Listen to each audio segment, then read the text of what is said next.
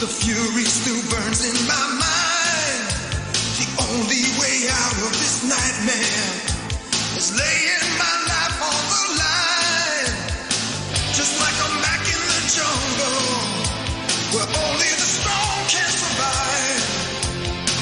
They'll try to break the will of a man, but the law's in my hand, and I'll get out alive. Fighting fire with fire, with the force of thunder and steel. When it's down to the wire, strike a blow and go for the kill. 'Cause there ain't no easy way. Welcome. This is fucking exciting. This is golan-globus in its just pure essential form. This is BC actor heaven. I cannot wait to get into this movie. Murray. Yeah, I mean, heavy metal month continues, and what better heavy metal song to start it off with that insert name of the song we just played to get us pumped. Yeah, I'm pumped. So metal, so heavy. So metal, so heavy. Yeah, God, after eating that shit sandwich last week, that was City of Lost Gold, I'm so happy to be doing back in our wheelhouse. The most canon, non-canon movie we've done in a while. It really is such a canon, non-canon movie. It's so... It hits all... There's characters introduced only to be killed, to inspire. It's There's everything. characters that aren't even worthy of a name. There's called Baldy and Long Hair. Speaking of long hair, let's go ahead and just segue right into this. I said it was BC character heaven. Obviously, one of our dearest heroes, Al Leong, is in this movie as long hair. Long hair. And he has long hair. So he does. He has the same hair he always has. He went method. He went method. We want to have you in for a character called Long Hair. Do you still have your hair? We want you to play a guy with long hair. We need that hair. It's like, I think I can arrange that. Yeah. So, and he gets 2 lines? spoiler alert, he gets 2 lines in this movie, and not only are we going to tell you about it right now, I have them ready for you when we actually get to his scenes. Yeah, so this is beyond what Al usually does. Get excited, people, because I'm sure most of you have never heard Al Leong speaking voice. As you imagine, he is the head, head hench. He's always the head hench. Like, he's never number 2 hench. He's always the head hench. Right. I love it. One day he'll be. Is he still with us? He's still with us, but sadly he had a stroke. Oh man. So his acting career is pretty much over. Until we figure out CGI him, we'll buy the rights to his likeness, and he will live forever in Merman Productions. I wish instead of using the guy they used for I don't remember the guy who did the bell in Breaking Bad. That should have been Al Leong. I don't remember. The wheelchair guy. Oh yeah, Hector Salamanca. Yeah, that should have been Al. He could do. Well, they're doing the movie. Maybe he did the stunt work for it. Maybe he did. Well, I forget. I guess he man. died. Well, he's in Better Call Saul, Hector Salamanca. So we could have a body double role for Al Leong. I would love to see that. But outside of Al Leong, there's even more BC level characters. There's so many golan-globus theater. I don't even know the name of our show. Favorites. Twister. We get our man Bernie Casey, last seen in highly underrated Sharky's Machine episode. Oh, okay, that's what he's from. Yeah. Well, he's in a lot of shit. I could have. He might have been one of our Blaxploitation History Month movies because he was in a lot of Blaxploitation movies. Who else do we have, Gruff? We got Karate Kid guy. Oh yeah, the star Martin Kove. Kove, yeah. He's the Cobra Kai sensei. There's one I wanna keep in the dark for now because we have a whole feature on her later. We get Ronnie Cox, who everyone remembers as the asshole businessman villain from RoboCop. Nice. Also did some dueling banjos with an inbred hillbilly in Deliverance. Oh, that was him? Yes. I just watched that like 2 months ago. That was a great movie. And we got one of Lopan's henchmen from Big Trouble in Little China. That's right. He was like the son. Yes, the son. Did he have a name? Quan, and in the movie it was Quan. No, it was Pham. Pham Quan. Pham? Pham Quan. Right there. Pham Quan. Pham Quan. I was gonna say, can we just call him Sonny? Yes, we'll just call him Son because he doesn't do a lot. He really doesn't. He's there just to aggregate people. Aggregate or aggravate? Aggravate. Aggravate. Aggravate. Yeah. Yeah. I think aggregate is a totally different thing. I think it is. And also, we never talked about her, but there's an annoying girl in it that is in a movie I want to do, a Charles Bronson movie I want to do. Yeah, later. what's the deal with this movie? Because you told me and I didn't even know what movie you're talking Assassination. It's a movie with Charles Bronson. This is one of his last ones. He's old as fuck in this one. Oh, Jesus. Okay. And his real-life wife, Jill Ireland, is the first lady, and he was the Secret Service guy, Charles Bronson. And he gets demoted where he has to, watch the first lady, which is a waste of his time. Oh, man. And, of course, there's some sexual tension between them. And then the Asian horrible. girl is his partner, and she is, begging for the bronze schlong through the whole movie. Okay. She's old enough to be his granddaughter in this movie. And Yeah. it's even I couldn't stretch the credibility. I'm like, okay, whatever. But that'll be a movie we'll do sometime down the line. But to get back to our movie. So she's in it as well. And outside, moving on to the next topic here, this is very much a movie about how the 80s dealt with PTSD. Walk it off, bitch. John Steele is a Vietnam veteran. He is super undercover. He's like Green Beret times 12, which I think makes him like an orange beret. Rainbow beret. Rainbow beret. Okay, so he's all the colors. He's a Roy rainbow. G. Biv beret. Roy G. Beret. He walks all facets of the military. Well, he comes back and he's telling people, I'm really messed up. I don't know. People say you should get a job. He literally says in the movie, Vietnam was the only time I felt right. Yeah, and they're like, yeah, and that's great. Why aren't you working at Burger King or something? Meanwhile, they're constantly giving him shit because he always takes things too far. But it's like, well, why does he do that? Because he's fucking got PTSD. They can't read the fucking signs that this guy needs some help. They don't care. Exactly. They don't. We've already done the movie. We did Hero in the Terror. Was that it? I think that's it. We've done it. Well, I'm saying that was about psychology and going to see it. There was trauma. You're right. Yeah, Billy Drago was a psychiatrist. Billy Drago could have gone and saw Billy Drago. Well, I think he did see Billy Drago because there's some great hand acting in this movie right at the beginning. Yeah, it just wasn't that character from Here in the Terror, unfortunately. No. So he still gets his kicks out by murdering people, justice style. Yeah, as long as you're doing it in the name of justice. Well, it's okay. Steel style is the dumb joke I was trying to go. I fucked that up. Yeah, I didn't even know where you're going. Yeah, I meant to say steel style. I said justice style. It's right. It's in the title. Yeah. We got anything else? I'm ready to get into this. All right. So speaking of justice, I got a hankering for some justice. Some Steele Justice.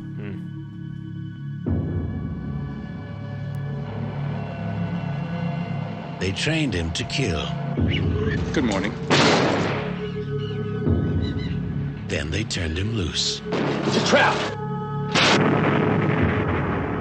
And for 12 years, he tried to forget. The war never ended for you, John. You can't go back 12 years. Nothing seems right since then. Baldy! But he can't forget his friends.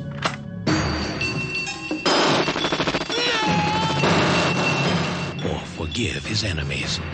The man's an assassin. The future is unlimited. I still have the edge. Go ahead, take on the whole Vietnamese mafia. I believe we are talking about your wife. But I gotta do something. Steele's back. You cannot stop him. All you can do is kill him. He isn't being recruited. He's being unleashed. Never underestimate the power of a peaceful man. It'd take an army to stop them. That's why I'm here. Steele Justice. When all that is left is simple honor. It's 2 weeks in a row. That trailer minute and like 10 seconds long. Love it. Love it. That's a perfect length. And it tells you everything you need to know. You know, if we went to the movies today, we've complained like old men complain about how we went and saw a movie. The trailers took up 25 to 30 minutes of our sweet precious time. Like, don't tell me to be at the movie at 2:00. I don't want to sit through 35 minutes of trailers. Yeah. This is you could do 5 trailers, 5 minutes, ready for the movie. Let's go. When did that start? Because when I was a kid, I remember you'd get 2 trailers tops, and that was it. And then it went straight to the movie. Well, America loves advertising. That's all we care about anymore. I mean, I guess that's why. But let's go ahead and head to Vietnam. Is it Vietnam? Vietnam. I think it was Vietnam. Yeah, 1975. Right at the end of the Vietnam War. Me and Murray, sidebar, are in a huge battle over the craft they're using here. I say boat. He says... That's a hovercraft. He says hovercraft. Straight up hovercraft. So... Let's go with your thing. Amphibious hovercraft. Let's go with your thing because you're like the emergency brake when you're trying to drive on the highway. You just try to slow things down. So we'll go with hovercraft. So they're hovercrafting in. They land on the beach. They're loaded. Well, see what I mean. It's a dramatic opening. Oh, you're telling it's short. It's black. All you're seeing is like reflections of sweat. I want to point out, guns. like these guys, they're the best of the best. They're like the Kiss of special forces because they all have their individual makeup on. Oh, you're right. They did. And like John's got the best because he knows how to like do the contouring of his cheekbones to make them really stand out. Like he looked awesome. He must have done some acting school or something. And not only that, like we were talking about with the hand acting, we meet an important character. Not only do we meet John Steele, the star Steele Justice, and of course his buddy Lee, who comes in later, but there's a even better character we're about to learn about. His pet snake 3-step. Coolest fucking thing. I love this. And he's so, like, most regular guys in Vietnam, you just have the necklace of ears of Viet Cong you chopped off. Yeah. He goes one step further. He wears a snake as a necklace. Live snake. Live snake. Wraps around his neck. It's poisonous. 3 steps. Deadly poisonous. Because when it bites you, you take 3 steps and you die. So you better not move after you get bit by this. Nice callback to like the kung fu stuff. And so he's like constantly in the beginning fondling the snake. They're like one with each other. It's total Drago hand acting. And it's beautiful. Oh, by the way, now that we're on the Drago topic, would you like a hard-boiled egg? I got a couple. I had one earlier. Okay. So did I. And, so they're coming in. They got the fog. It's beautifully shot. It's like fucking Apocalypse Now. Yeah, it's pretty much Apocalypse Now for film quality. Definitely there. Yes. They land.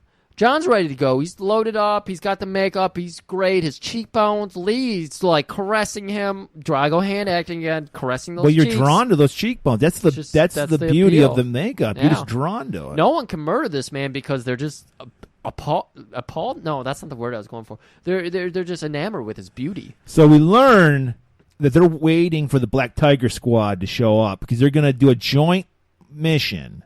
You're kidding me. The squad they were waiting for was called the Black Tiger? Yes, it was called Black Tiger. Wow. We meet Harry, his colonel, and he's like, John, wait up. Kwan's coming with the Black Tigers. And John's like, fuck that. He had till 9:30. Or no, it was 07:30. It's 07:31. I'm going out. So we learn from the jump. John Steele not only doesn't play by our rules, he doesn't even play by his own rules. He's that much of a rogue. He's like, Lee, you're with me. And Lee's like, I can't, those cheekbones, I can't say no to that. Yeah, you can't say no to them. So they just fuck up and take off and leave the whole, because John Steele's like, I don't need you guys. Yeah. I can take out a whole village by myself. I've killed many a child and a woman. We don't get any kind of brief on what this mission is. Yes. So they're walking. And I'm still, even after it, I'm still not sure what the brief was. They're walking through the jungle. There's people randomly camped up in trees who are surprised by the people walking on the ground that they should have noticed. But, hey, those cheekbones, man. That's how amazing these guys are. They sneak up on people who are sneaking up on them. So they're apparently on a stealth mission because they have silencer on their gun. So they silently, they're just taking everybody out. They're falling out of trees. And then, they get to a little, like, cave trap, like they find. Well, it's a village. Was it a village? Yes, and then there's tunnels. Okay. So, which they did use a lot in Vietnam, And so they take out everybody on above in the village. Yeah. Women, children, everybody. They're They are all asking and they for got to it. inspect They're those, commies. They got to man. inspect those tunnels now. Right. So they're like, okay, go down there. Because we're still kind of hazy on what this mission is. We know they're here to murder people, but we don't know why. So they go down into this tunnel, and it's like a fucking House of Horrors, people. There's a body. This took a lot of work. There's a body impaled on the ceiling of this cave. Yeah, it's pretty messed up. It's like not even, it's like stalactites. It's stalactites, right, from the top. Stalagmites are the bottom. Stalactites might reach the top. Stalactites, I forget to say. I think stalactites are from the top. Stalagmites. My are whole from cave the bottom. experience, they repeated how to remember. I forgot. I'm pretty sure it's stalactite. I'm sorry. They're not even. Well, I don't know what I'm talking about because tour they're guy. not impaled on them. They're impaled on sticks, like bamboo shoots. No, they or like something. bamboo sticks, knives. They were just like It's posting like them up straight there. out of Cannibal Holocaust. It was like really weird. It's messed up. And they're like, "Wow, what the fuck happened? Because aren't we supposed to do that?" And then they see a rat with a grenade tied to it, and then he's like, "Lee, get out!" And he just hurls Lee out of the hole, and he gets out just in time, and he gets blown right out of the hole. It was fucked up. I mean, I don't like seeing rats be harmed, but obviously rats were not. And they did a cutaway for this too. So there was no rats were harmed in the making of this movie. So they're like getting out of this destruction. They're like, Quan, Well, they're kind of stunned by it because they just escaped an explosion. Yeah. So they're not all there. And then our man Quan shows up, the guy who we were supposed to be waiting for earlier. And they're already on him. They're like, that motherfucker. Steele's never liked this guy. I'm Yeah. assuming Quan is like a South Vietnamese like general because we're working with the South Vietnamese in the war. Yeah. So like Steele never liked this guy. He sees through him. Yeah. So they show up. Lee and John are staring down Quan and his colonel. And Was the colonel there? Yeah, the colonel was there. And they're... Okay. No, he wasn't there yet. Yeah. My bad. It was just Quan and his Quan. henchmen. And his hench, he's got his own... the Black Tiger Squad. Right. And so they've got all this sweet booty. It's gold. I'm not talking about butts here, guys. Well, there was a female. There actually was a female, though. Yeah, you're right. So her booty was sweet. You're not kidding. So they got all this gold. This is what made me realize. Krugerrands, I think. Not only was this Savage Beach, but that gold looked very familiar too. It's because it's from the lost city of gold. That makes sense. How did that wrap into two? Anyways, so John is just like, well, fuck. I'm glad you have your gold. I'm not in on your game. He's like, Quan, we're here to kill people. We're not here for gold. I'm just here for murder. So I'm gonna walk over this way because I think I hear some children playing and I want to murder them. Lee, you coming with me? Sure thing, buddy. So they walk away, and Quan goes, nobody turns their back on Quan. And then they shoot him in the ass. Oof. Both of them, Lee and Quan. I thought they got Steele. shot in the back, but no, they zoom in, and you see the bullet, the wounds in the butt. So, and then they're like, well, the woman shot them. Yeah. And John's like, well, aren't you trying to kill us? He's like, we were. She failed. And they shoot the fucking woman in their group. Yeah. And then Quan goes down to call back to Savage Beach. Quan looks in John Steele's eyes, steely blue eyes, and goes, I could never kill eyes like that again. Can never kill him. So call back to Savage Beach. He takes his gold and he pisses off. Who knows where? He goes back to the Well, we know that, Murray. Yeah. I'm building up to it. Don't worry. Calm down. I got this. So John, we're seeing him struggle. He got it pretty bad. He's not struggling at all. He got it pretty... He's pretending to struggle for Lee's sake. Yeah, I mean, Lee's fucked up. Lee's really fucked up. But John, who has saved Lee thousands of times already. Thousands. He saves him one more time. He drags him all the way back to the boat. Because Lee's like, just leave me. He's like, nobody left behind. Yeah, where that motherfucker Quan is there. He's got his gold just like sitting out in plain sight. No big deal. And the colonel is just like, oh, what are you guys doing? I thought you were dead. Quan told me you were dead. Well, that lying son of a bitch tried to kill me. I don't know. He tells it a different way, but, I guess we'll take you. Well, he looks pretty fucked up talking about Lee. We'll just leave him here, and, maybe a chopper will come save him. John, of course, is having none of that. So John grabs the coolest gun in the world. Yeah, it's so cool because it shoots knives. It shoots knives, bullets, and grenades. And he shoots a knife right into Quan's heart. And he just looks at the colonel, and he tells him, well, I guess we have a new volunteer to stay on the island. So Lee's getting the chopper, and Quan can stay here, huh?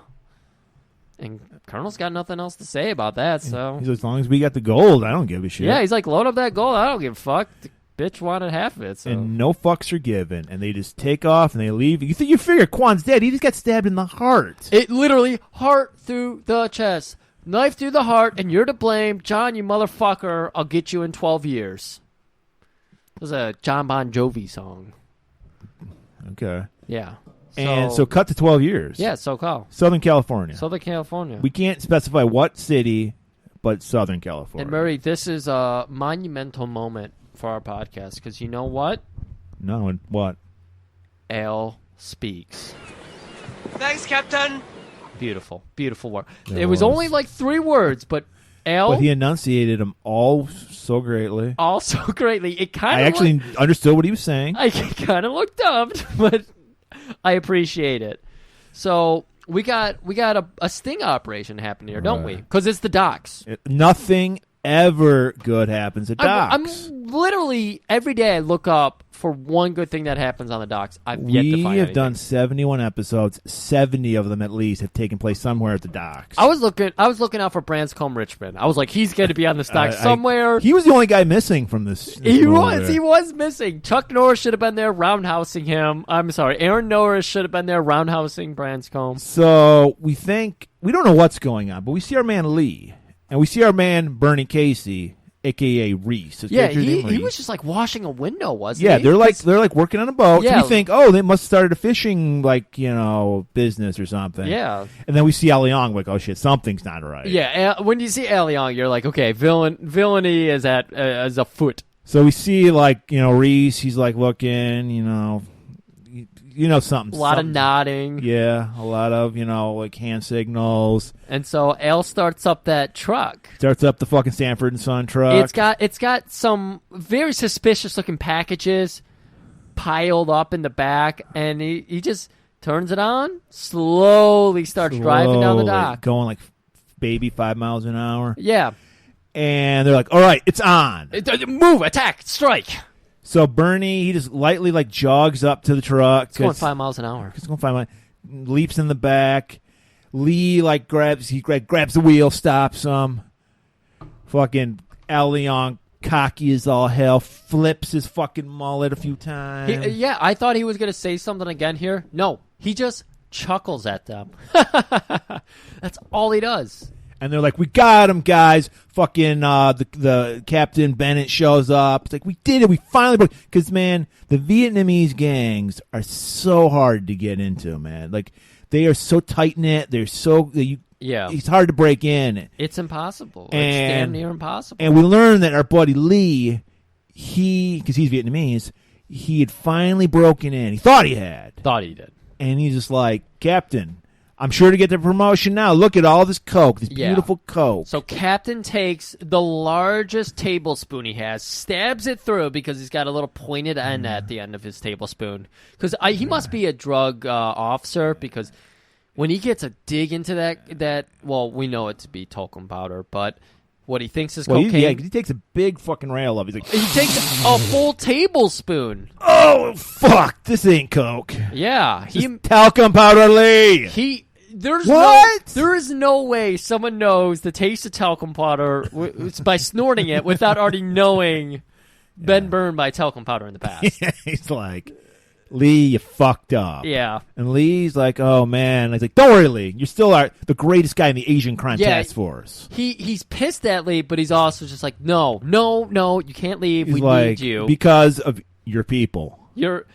That's a theme that comes up a lot. Yeah, because as we all know, Vietnamese people are very tight-knit. They're insular. They don't want to talk to anybody. They come to our country so they can just be by themselves. You were explaining to me how in the 80s in Southern California there was a wall separating the Vietnamese community from the rest of California. Yeah, because they were just coming in by the boatload. I didn't know Thankfully, about that. a guy named Ronald Hump Brought up, huh? No relation to anybody you know. Okay. Said build a wall, and we built a seawall, and we stopped it. Oh, good. And now nobody's on coke. I thanks haven't. to that. I haven't heard about coke problems in California, and I haven't heard about Vietnamese problems in California. So Exactly. wow. Except that guy who started. What was? I can't think of that sauce. That hot sauce. That's really big now. I don't know, Oh, wow. I don't know where you're going. That's fine. Okay. So they're like, we can't keep I'll Leon. think of We it. can't I'm gonna keep yell long it out. hair over there. So let him go. Yeah. There's no law against smuggling talcum powder. El Young is just in. He's just He just flips his fucking mullet one last time, then walks off. Keeled over, laughing. He's looking beautiful, by the way. That shirt, I want it. Nice Dolomite shirt. He's wearing like normal jeans, but he's wearing a Dolomite shirt with Dolomite it. design. It's very beautiful. I loved it. So we're like thinking, wait, this isn't called Lee's Justice. This is called Steele Justice. What's fucking John Steele been up to all these years? Well, let me tell you. He is working for a very humble business. But important, all the same. All the same. In Southern California, especially. The Bureau of Wild Horse Management. Yeah. Yeah, I mean... I worked there for about 6 months. You worked there for 6 months? There's a lot of politics, so I had to leave. You would think, it'd be just about the horses. No, Griff, there's a lot of politics. Well, we're about to find out about the politics of this because you probably want to keep them live, just as our buddy Steele did. We took all this time to round up these wild horses. Yeah, I mean, that's a lot of work. Yeah. So he delivers them to what's supposed to be an auction for horse buyers. Sure, and I don't know. Your guess is as good as mine. Yeah. And he meets this guy. I think his name was Kelsey. He's like, I know that. Kelso. I know that fucking piece of shit. All he does is sell horses for dog food. Yeah. You ain't getting these horses. Well, fuck you. He's like this shit kicker, cowboy. He hits him with the normal. Capitalism will speak. My money talks. So John's just and he's like, I think about your fucking money? This. And whips out his shotgun and starts fucking firing it off. Which, of course, spooks the horses. So they take off and they go up back to the wild where they belong. Like when people talk about white privilege, this is white privilege on display. This is a crazy man with PTSD shooting a shotgun in public. But he's doing it all for the right reasons. He's doing it for the right reasons. He's a good guy with a gun, so it's cool. And he's like, curse you, Steele. I love this scene because you get the horses running away, Kelso and all the other buyers chasing after the horses. There's a guy on a bike who falls over. There's a guy on a skateboard who's that he falls over, and then Kelso comes into the camera from behind it, and he turns to the camera. He's got a cowboy hat on. He takes it off. Of course he does. He beats it over his leg. He's like, "Gosh darn it, John Steele, I'll get you." It's the last thing I do. No. Beautiful. Cut to a country western bar. We get a little taste of this band. I don't know. They actually mariachi band. Well, no, they were wearing mariachi outfits. Yeah, they were, but they were a country western band. They had the slide guitar. They had 5 different acoustic guitars. They actually got a call out in the opening credits. I don't remember their name. They did? Yes. Wow. So they must have been some big shit in like '87 in the SoCal country scene. You could tell that they didn't have them try to perform the song that they played for the scene, though, because nothing was lining up at all. So we get a nice pan of all these nice country western people. We see a midget cowboy. I thought for sure, every time you see a midget in a movie, you're like, somebody's going to throw that guy or something. Something's going to happen. You don't put a midget in a movie unless he does something. No, he does nothing. You just see him. And he's a recognizable midget. I recognized him from other shit. Okay. And so we see our man, John, drowning. He lost his job, obviously. Yeah. And he's drowning in his straws, drinking some wild turkey. And we see a nice young lady shows up. She's looking around, and she spots him, makes a beeline for him. I mean, we're used to our heroes having that kind of magnetic attraction to whatever they're interested in. Usually it's women, if it's a male character. And so this woman is obviously super attracted to him. He gets up, just grabs her by the shoulders, eye contact, making out with her hard. You sure it was the shoulders? I thought he grabbed her by the pussy. I was trying to keep it a little more peachy, but you're right. Okay. It was right in the old puss. That's what you got to do. So, yeah. And she swoons because it's, She swoons. And we learn that these guys have some history. This is his ex-wife, Griff. Oh, because she actually pushes him off, and she's like, I'm seeing a guy. I mean, you called me for a booty call. You do this all the time. You do this all the time. And I always come to you. But I just want to let you know, this time I'm seeing a guy. Yeah, I'm seeing a guy, and she even and goes. I think I like him. She doesn't just like him. She says, "I'm in love with him." I think. She does throw the claw. She's playing a little coy. Yeah, well, she doesn't want to just like she doesn't want John to know that he can just call her up anytime he wants a booty call. So she's got some respect. She did just get finger banged at a country western bar, so she's like, I like your spontaneity, kid. You know, I want to keep this on. Spontaneity? Yeah, spontaneity, isn't it? Spontaneity. Yeah. Someone might help us with that. No one will. We're going to be in the dark on this one forever. But whatever it is, we like it. We like it. And so, as they're talking, she's like, "You're not getting." I think you were thinking continuity, and you said spontaneity. Who cares? Spontaneous. Either way. Spontaneity. I like it. Either way, it's a fun word to say. Spontaneity. I wish we could say it more. Spontaneously, the fucking cowboy Kelso shows up with the police just when Tracy, his ex-wife, was about to take him over to see Lee. And this is pre-Rodney King time where you could actually tell a cop to fuck off to his face and they wouldn't do anything. Yeah. Because that's basically what John does. He's like, well, you just let this guy's property loose. Yeah. We're here to take you in. Yeah, you did a crime, so John, you are going to go to the precinct with us. You're going to talk to us. And he's like, I got a better idea. How about I show you this little pet snake I have? Yeah, why don't you talk to my snake? His name's Three Step. He's very lovely. Tracy grabs him. John, you keep telling me you're going to change. She grabs Three Step. See, I loved how everyone in his life was comfortable with Three Step. Yeah, because it's a perfectly trained snake. Yeah. I mean, he bonded with the snake. I love it. I love this kind of kinship with animals. I blame it on seeing Ace Ventura at a young age. And, yeah, back in these days, you could threaten a cop with a poisonous snake. It was okay. Yeah. And that's exactly what he does. And the cops were like, we're sorry to bother you. We'll go ahead and go on patrol. And then he's like, oh, officer, by the way, boom! He just fucking sucker punches him. And then the banjo music starts playing. Ding, ding, ding, ding, ding, and like all of a sudden a big-ass barroom brawl breaks out. They actually brought on a second band to do the bandroom brawl music. Did you see it? The mariachi country western band left the stage when two people too big for that. When the fight started brawling music. Yeah, exactly. When the fight really started to elevate, they left.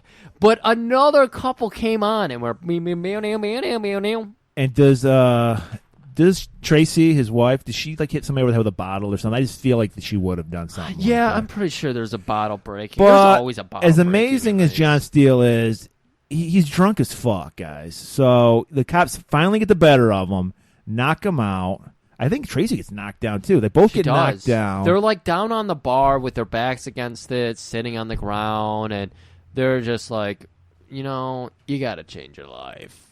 Tracy, I want to go see my man. Man doesn't have a name. She just always says my man. Because you know why, Griff? My man up in Canada. You know why, Griff? Yeah, because he doesn't exist. He doesn't exist. She's just tired of like the siren call of John every time he wants some sex. She understands the least about his PTSD than anybody. Yeah. And that comes up later, too. So Murray, we did the country western bar. I want to go polar opposite here, man. Okay. Where are we going?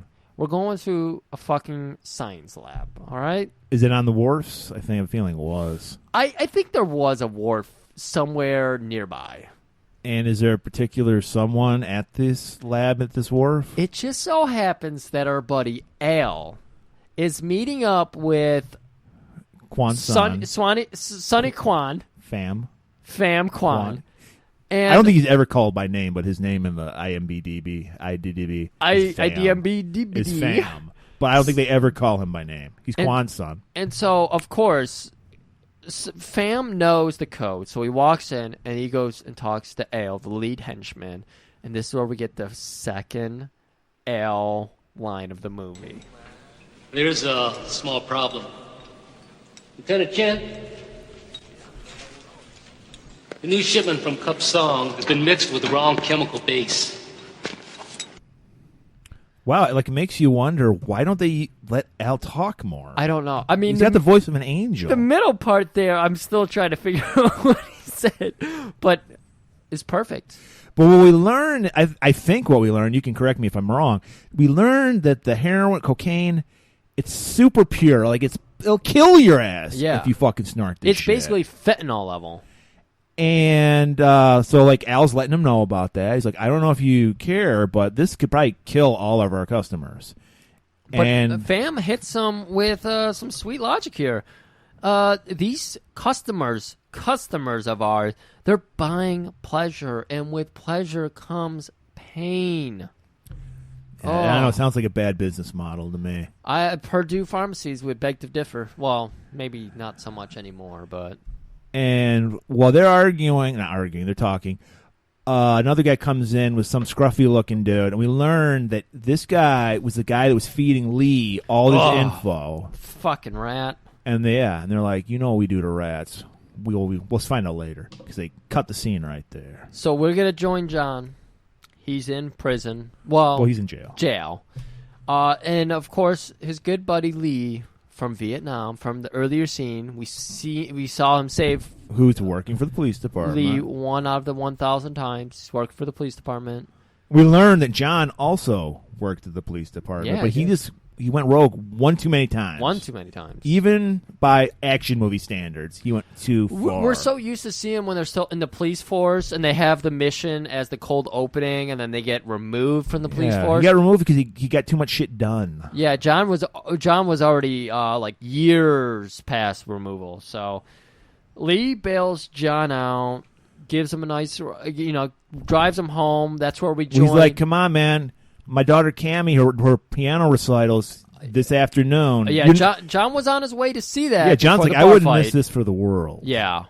So this is where we join in on our nice young Lee family. They're beautiful. They're Vietnamese. They're not all so young because you got grandma there. Well, you also have the mom who looked like she was 60. Yeah, she looked way older than looks Lee. Really old. And that kind of runs in the family because the daughter who's supposed to be 12? I don't know what age.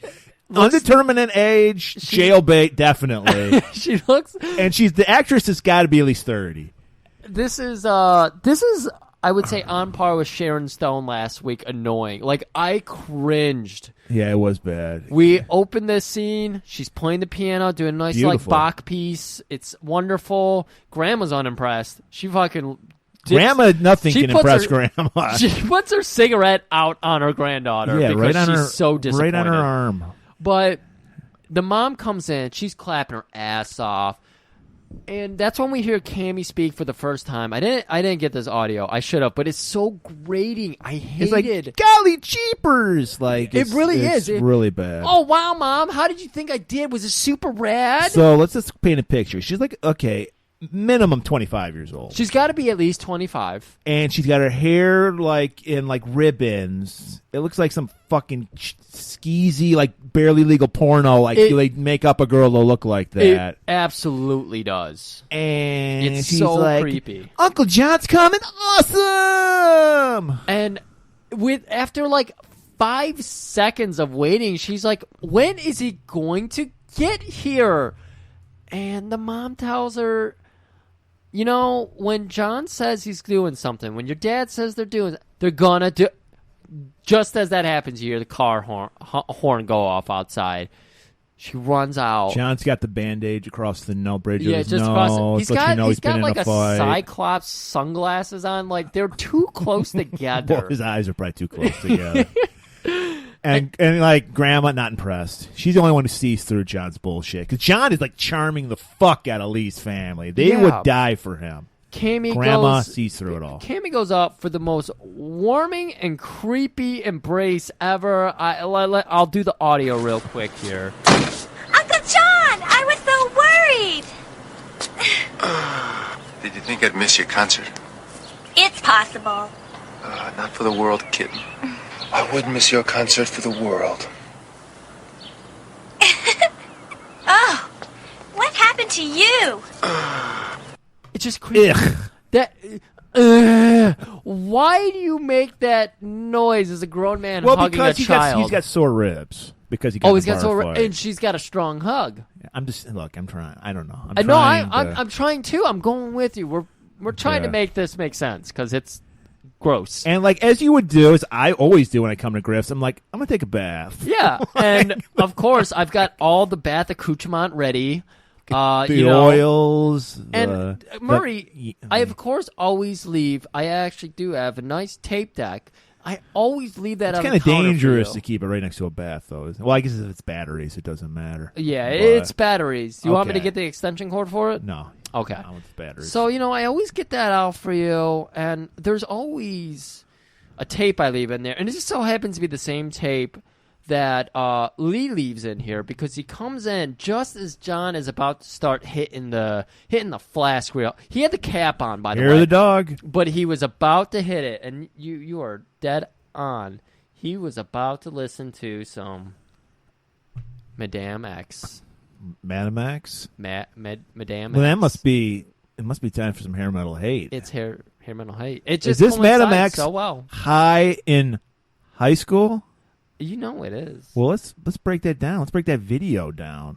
So obviously we're gonna start. We're at school, man. 80s school sucked. You got and the it sucked even more when you were a dwarf. Jocks with the giant jackets, girls with overalls. So we got. I'm gonna say a very young Peter Dinklage. He's a legitimate dwarf. Some of the bands got a Kiss thing going on too. He's wearing his denim. He's got the Canadian tuxedo on. Oh shit! And he's just fantasizing about being in Madame X. It's like being in jail, being in school. You remember when you were in school, guys? Is the teacher in the band? Yes, the teacher is a guitar player. Oh, that's the lead singer. Yes.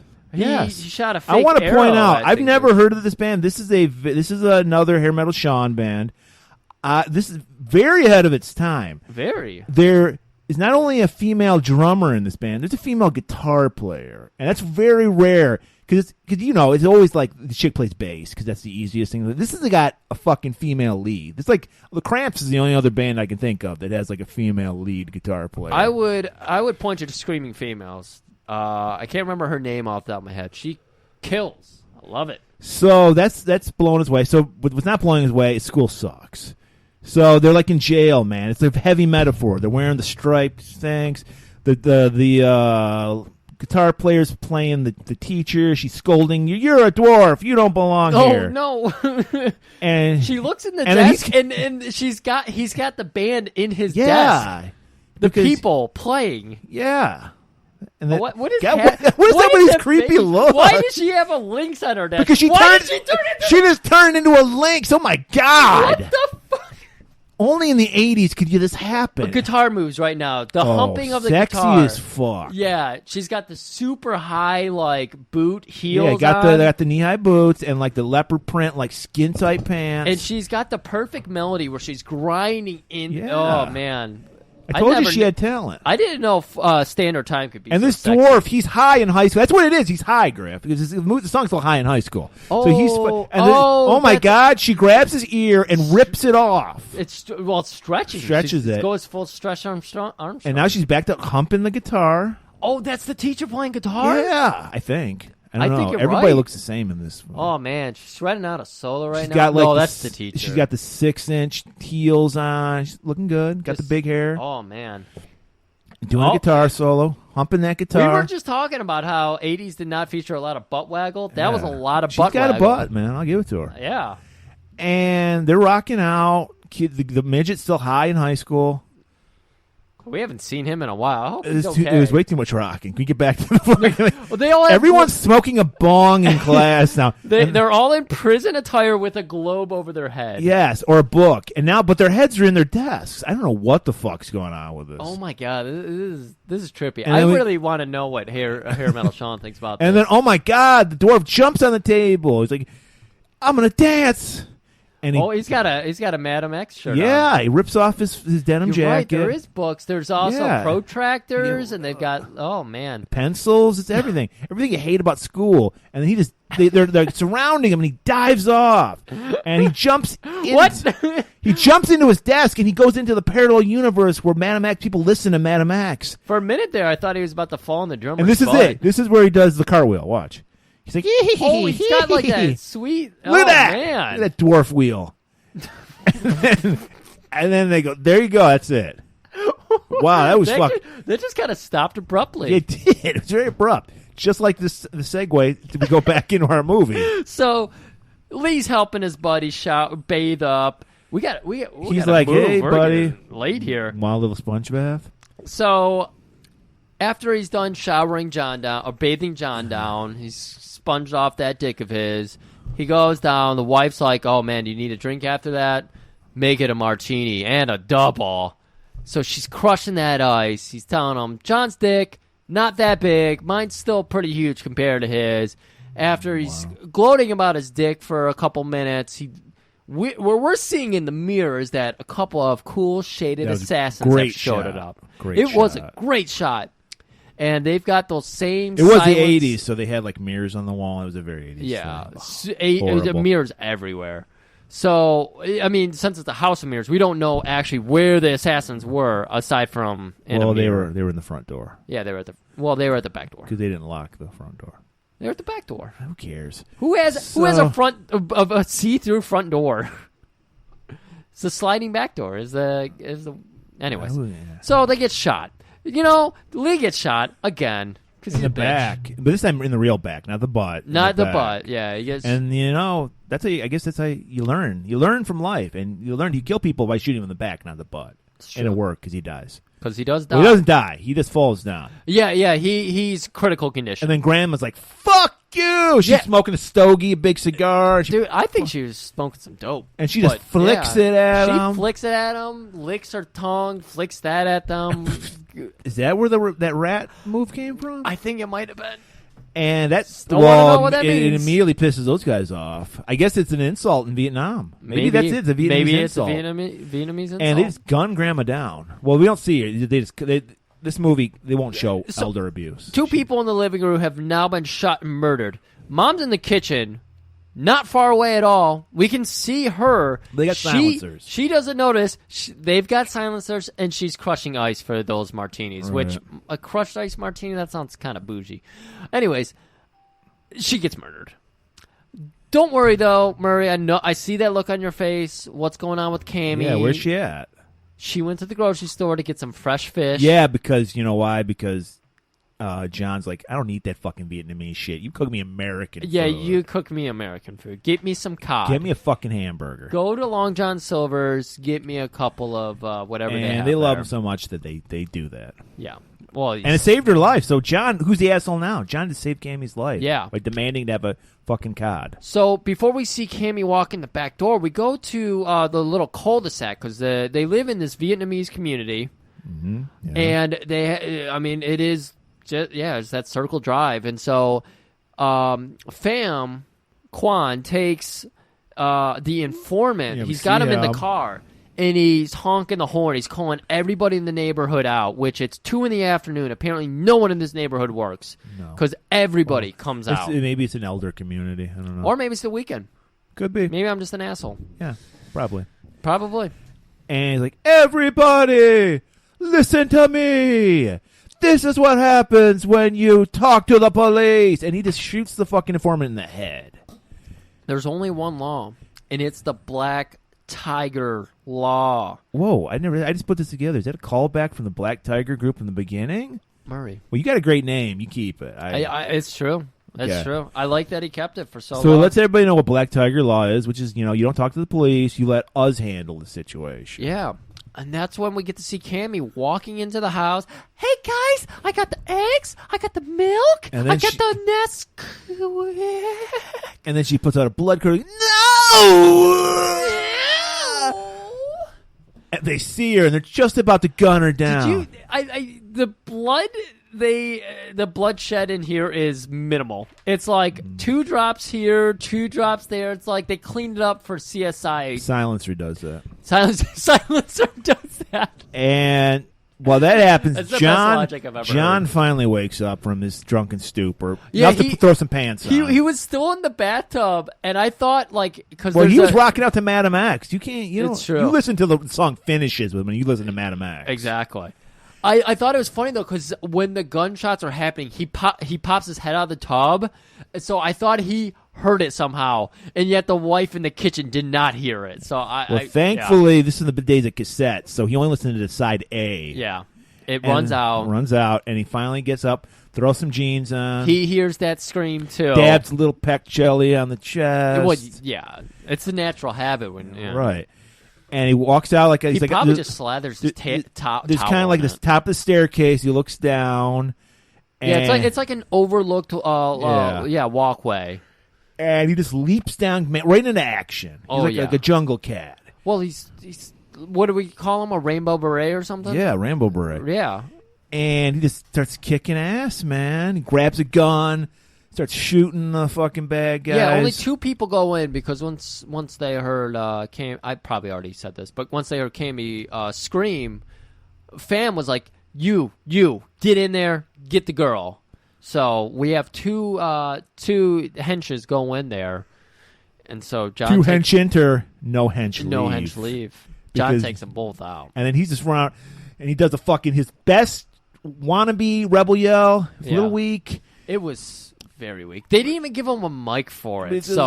Yeah. Seriously, the mic is like probably 14 feet away from him for this rebel. And yell. he just shoots out the window. Quam, being the bitch that he is, leaps in the car. Let's get the fuck out of here. Yeah. Takes off. He was too. I mean, I'm sorry. John was too beautiful running on it. The jeans.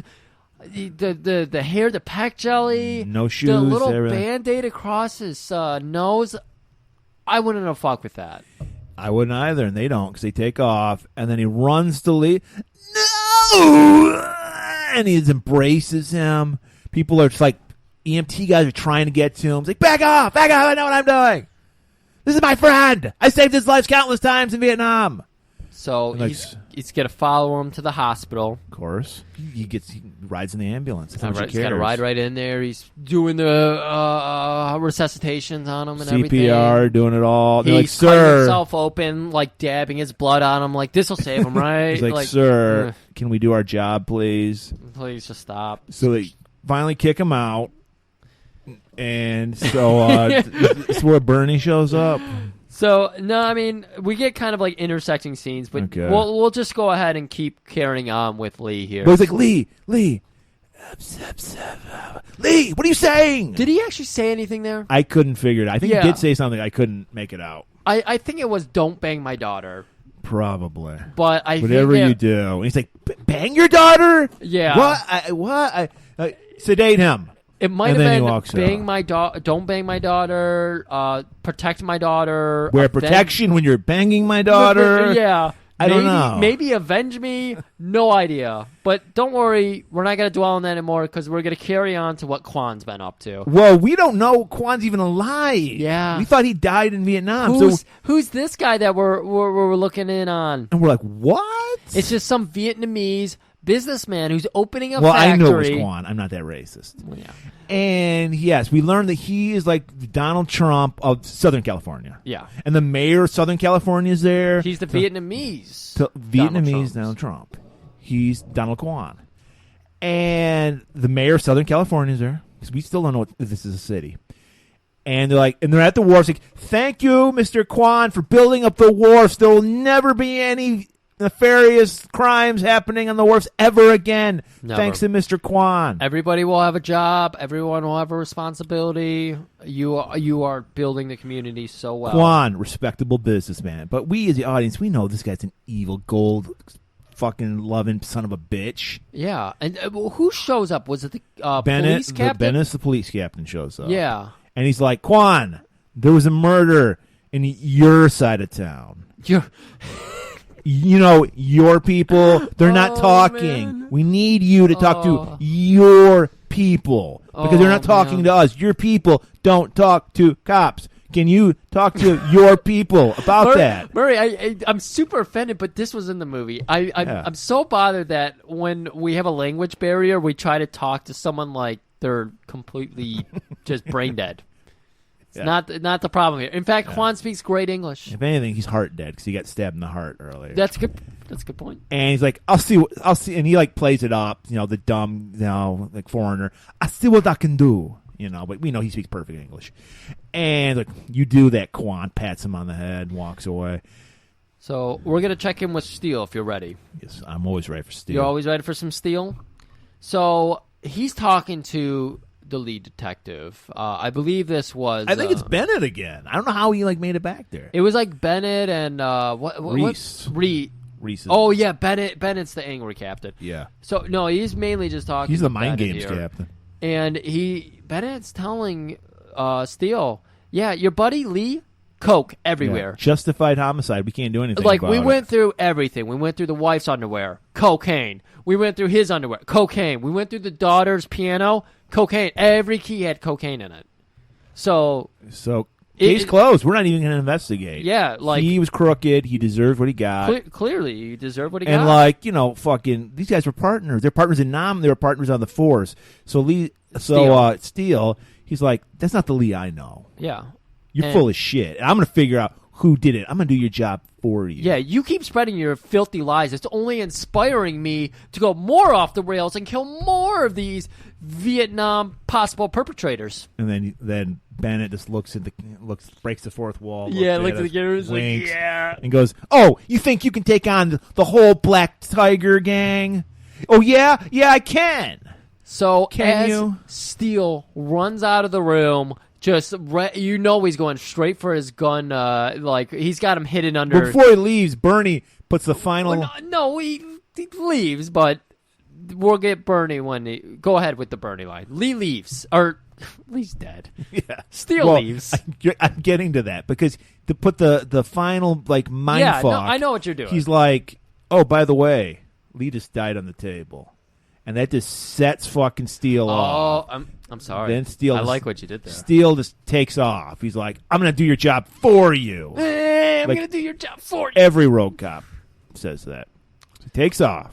Bernie walks in. And then Bernie's like, aren't you, like, Bernie's the only guy with any sense in there. Maybe Bernie was in, like, Vietnam, too. Maybe. And he's like, aren't you, like, pushing him a little too far? Like, you know what a loose cannon Steele is. He's not on the force anymore because he's murdered, like, I don't know how many criminals. The only way you could push him a little further is if you said Cammy was a little hussy. And then Bennett, we heard the line in our trailer, but I'm going to say it for you again because it's a great fucking line. I think we were talking, we think it was actually used in another movie we've done. I'm pretty sure. And Bennett just goes, look, Reese, I'm not trying to recruit Steele, but unleash him. Ooh. So now we know our buddy Lee is dead. So we're going to go to his funeral. Everyone's there. Everyone's quiet. Because they're afraid.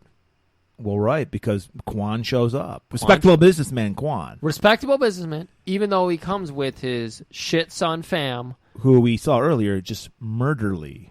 Murderly. And yeah. So did our family. But they are because they're an insular community. So they're so scared of these people. They don't trust the cops. Yeah. So they're like, they're looking the other way with, I don't see anything. Yep. And Fam, he's blind got his sweet fucking Miami Vice pushed up sleeves jacket on. He really did. And he's like, yeah, that's right. He's constantly going to his jacket. You hear him. And they're playing it to the nines. They're like, oh, here's a rose, and to give they did the eulogies too. Yeah, of course they did. That's how fucking fly they're. They're like, we're gonna do whatever we want. At this point, poor little Cammy, she's got no parents, she's got no grandma. She's on her own. Nobody. But thankfully, John's ex-wife Tracy has kind of taken her under her wing. And in perfect fucking John Steele fashion, he's late to everything. I love this shot. Okay, let me go ahead. Paint a picture. They shoot to John. We see Cammy and Tracy look over their right. They look off to the right. They're 3 o'clock, if you will. Clear shot to John getting out of a car. Getting out of a cab. Because he's probably drunk. Yeah. And now you see John coming up a hill. He has no sight of the funeral. He's climbing up this hill. He's going around all kinds of headstones and everything. Pillars. He's like getting around them. He's drunk as shit because he's probably been hitting the old snooch, I want to call it for some reason. He's hitting the hooch. So he finally breaks that hill, which we didn't see before, and he fucking sees Fam. And he's just like, yeah. And it almost feels like he This is the first time he's ever seen Quan, even though Quan is like the most successful businessman in Southern California. Like he's like, didn't I kill you like 12 years ago? Apparently, when you work in the Bureau of Wild Horses, you pay attention to nothing else. There's bad TV reception out there. So, was he doing that for 12 years, maybe? Yeah. Yeah? No, he was a cop, and then he went too far. That's right. How do you not know about Quan? I don't know, but he did. Because he's still getting a drunken stupor most of the time. That's a good point. Like he is now. So... What John always has to make it about himself. Lee was always the like quiet one in the group. John's got to make everything about himself. He jumps on a fucking tombstone, leaps off it, and then tombstone pile drives Fam. Appropriately, they're at a graveyard. I like the tombstone. Yeah, no, you're right about that. And he's like, I could sure use a tombstone pizza right now. And then he goes after. Don't say that. That's like my guilty pleasure. Once a month. I go after I work out, buy Tombstone, I come home, cook it, eat the whole thing. Either way, they break it up. He almost kills Quan. He almost kills that man. But they break it up just in time because people are like, dude, it's a fucking funeral here. Can you what the fuck? The only more awkward funeral. The body gets knocked out of the fucking, the casket. They're wrestling on top of it. It's like, dude, what the fuck? I want the corpse to do the 3 count. So we cut to we're at a lawyer's office. Yeah. And the lawyer fucking called back to another great episode of Golan-globus Theater. The lawyer is the queen from the shitty-ass Conan and the Destroyer. Great episode. Shitty movie. Yeah, Conan and the Destroyer. Great. I love that episode. And she's just in there for like a cup of coffee. She's just there John is doing the right thing now. This is how everything works in America. You don't take action. You just go see a lawyer and sue the shit out of people. So he's like, I'm suing Quan and his son. They're murderers. And she's like, actually, she is super snarky. And of course, she's English. You're right.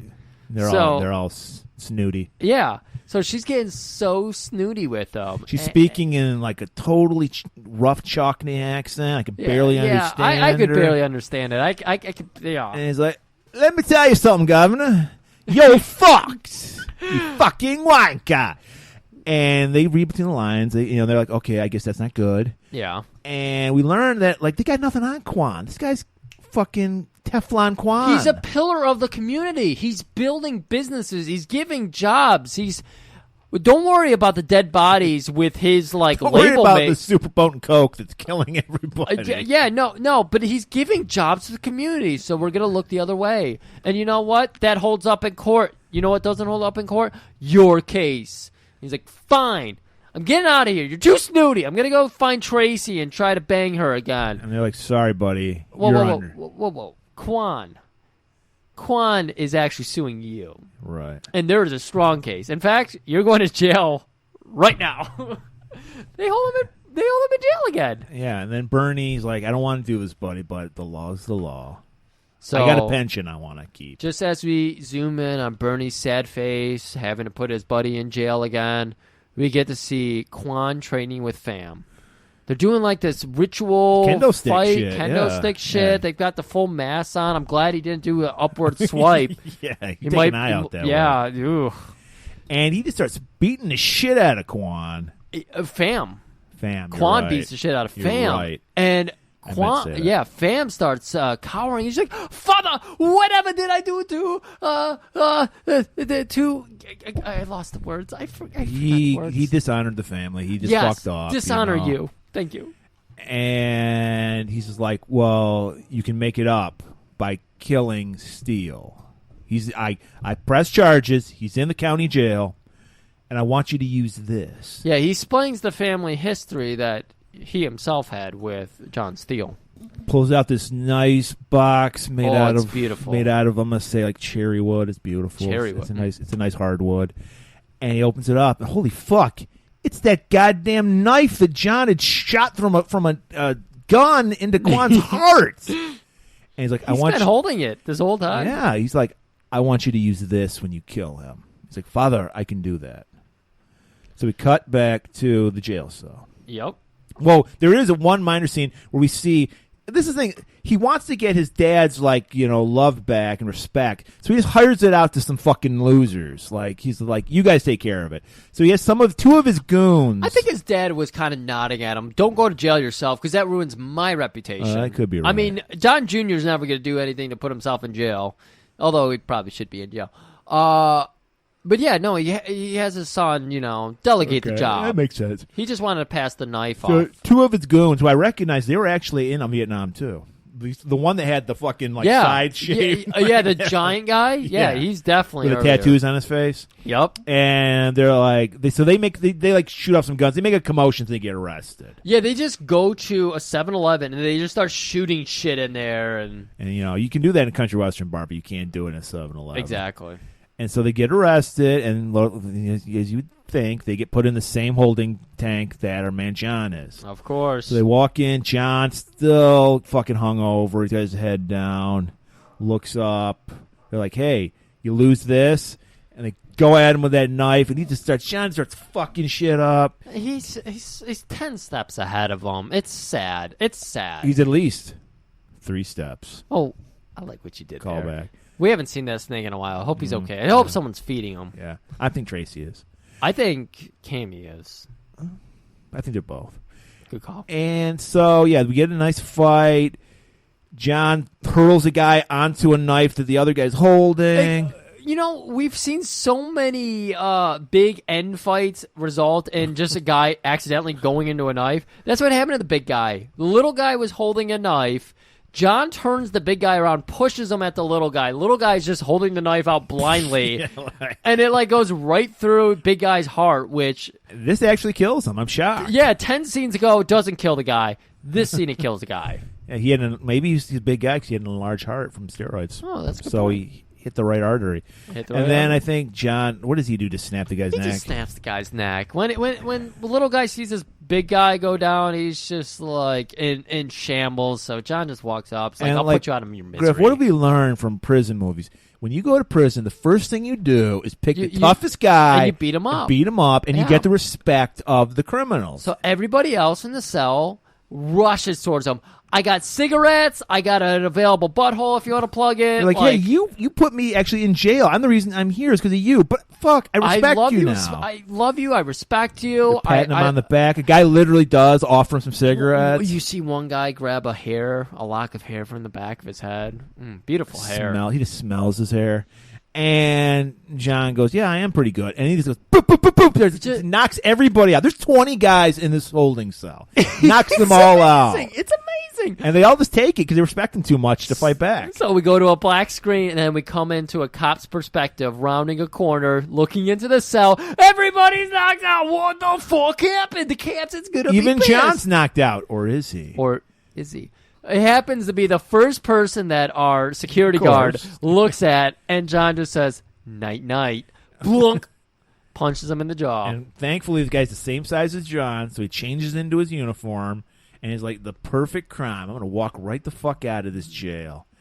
And while he's walking out, he bumps into our man Bernie. Bernie just happened to be there looking for some paperwork. His office is right there, so. I don't even think it was his office because... this was a good scene because he's got, I guess he has the knife and he's pointing into Bernie's back and Bernie's like, hey motherfucker, what the fuck? He's like, it's the fucking $500 suit I'm wearing. Fuck that shit. It's beautiful. He does complain about messing up his $80 shirt later. And while they're talking, somebody just walks up with some files and hands it to him. And he's like, I don't fucking file shit. Hands it back to her. That had to be an ad lib. I don't see that. So rarely they add a beautiful touch like that. That was amazing. Both times I saw this, I don't even remember. I watched this movie probably 5 years ago. I don't remember any of this. All I remember is the scene coming up. Right. That's the only scene I remember. Yeah. But no, this movie. And that's actually the only scene a guy on Twitter remembers because he brought it up. And I said, dude, that's the one everybody remembers. Yeah. This movie is so much better than that, though.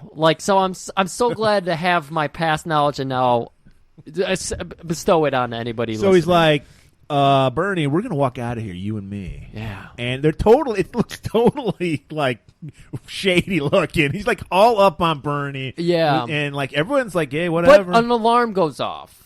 I think it was because of the whole jail cell problem or something, because everybody goes rushing off, and Bernie's helping out. He's like, it's cool, don't worry, everything's good.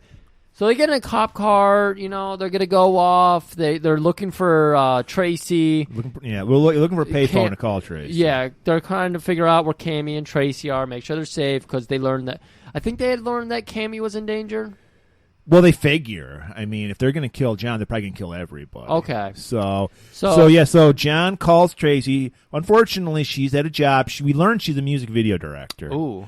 And she leaves all her information on her answering machine. I'm going to be at this hotel at this time.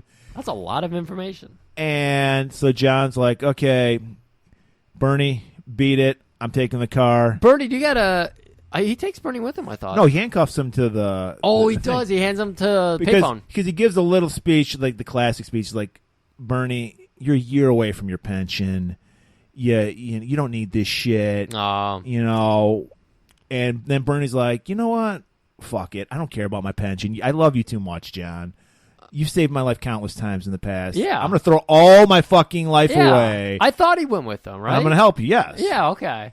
But he's like, but John gives him the out. He's like, I can't just handcuff you here and leave you. But he's like, fuck a pension. Who needs a fucking pension? I've been getting shot up past 20 years, but fuck it. I love that they get in the car and Bernie's just like, listen to this new song I got, and he hits it.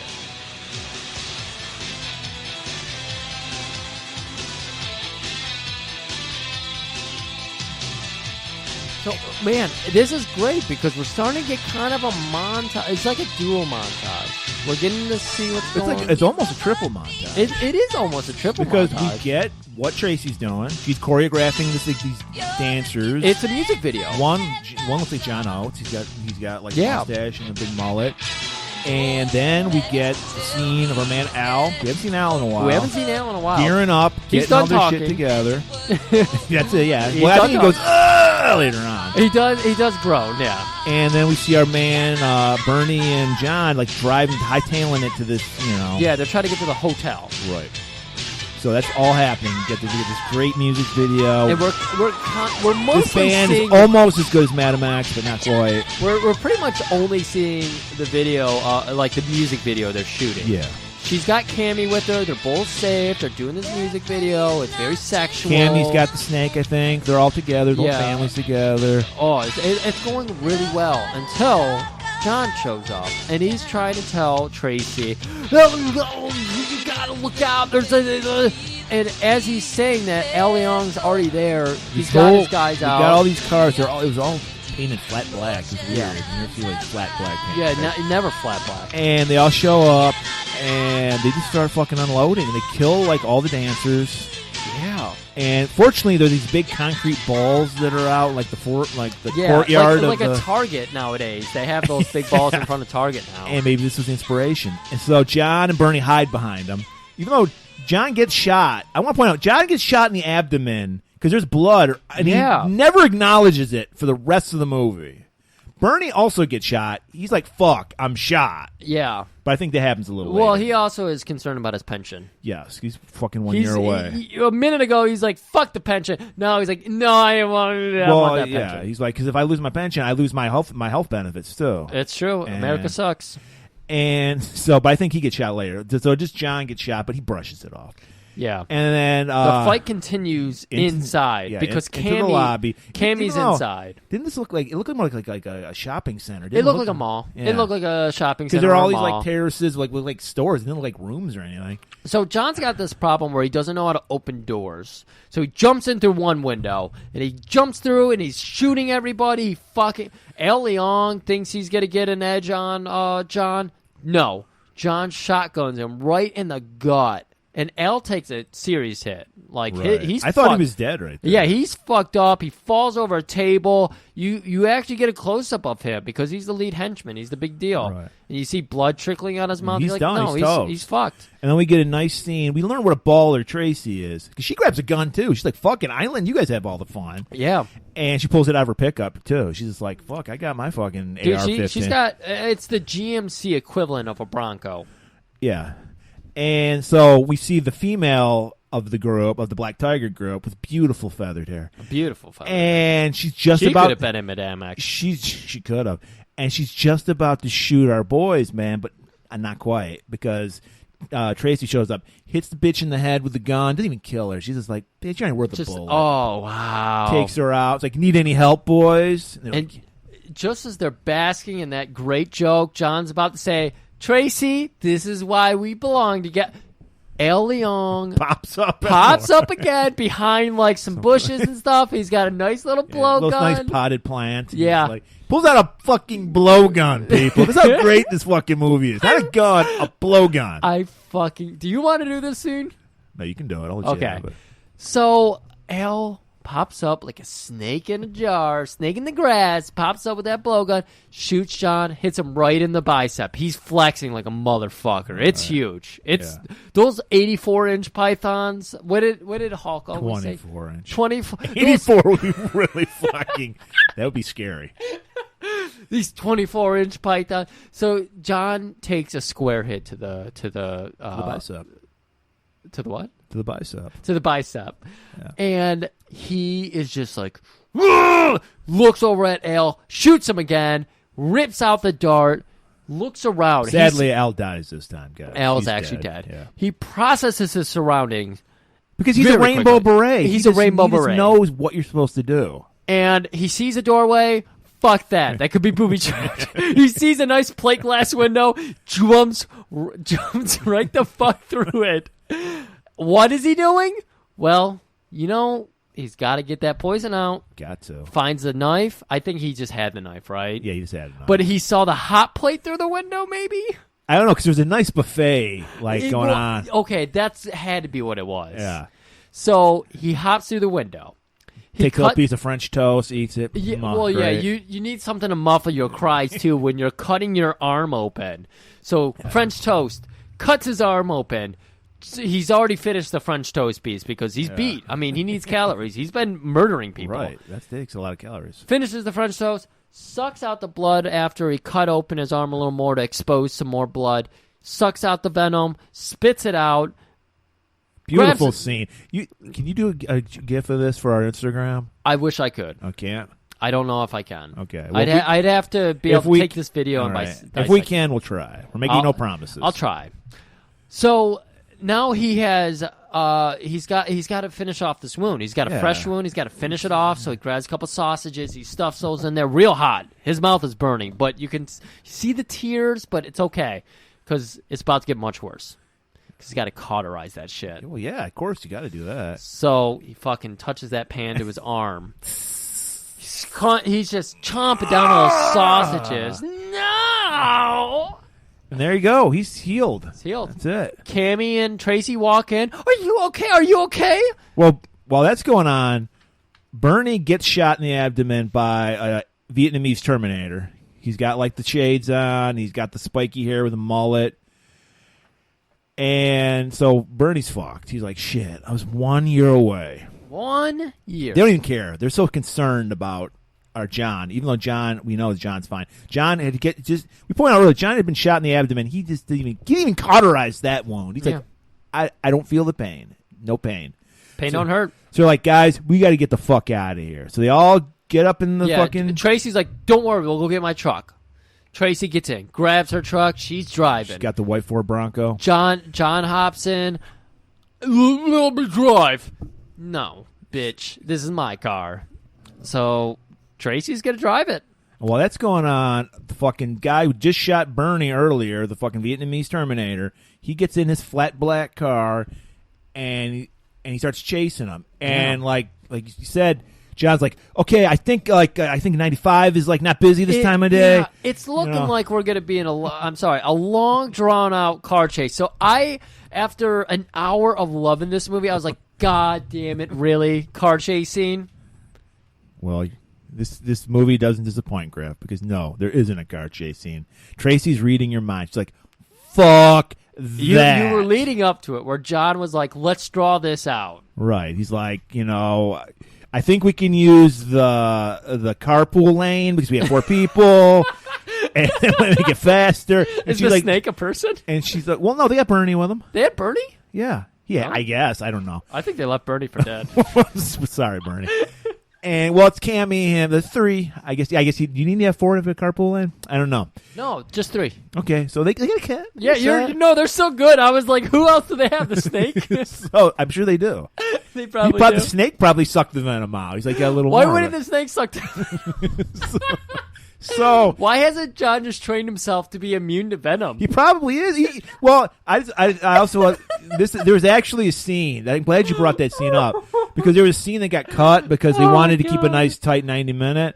We learned keep it tight 90. We learned that in the 12 years between Vietnam and then, John was also a Pentecostal priest, a reverend.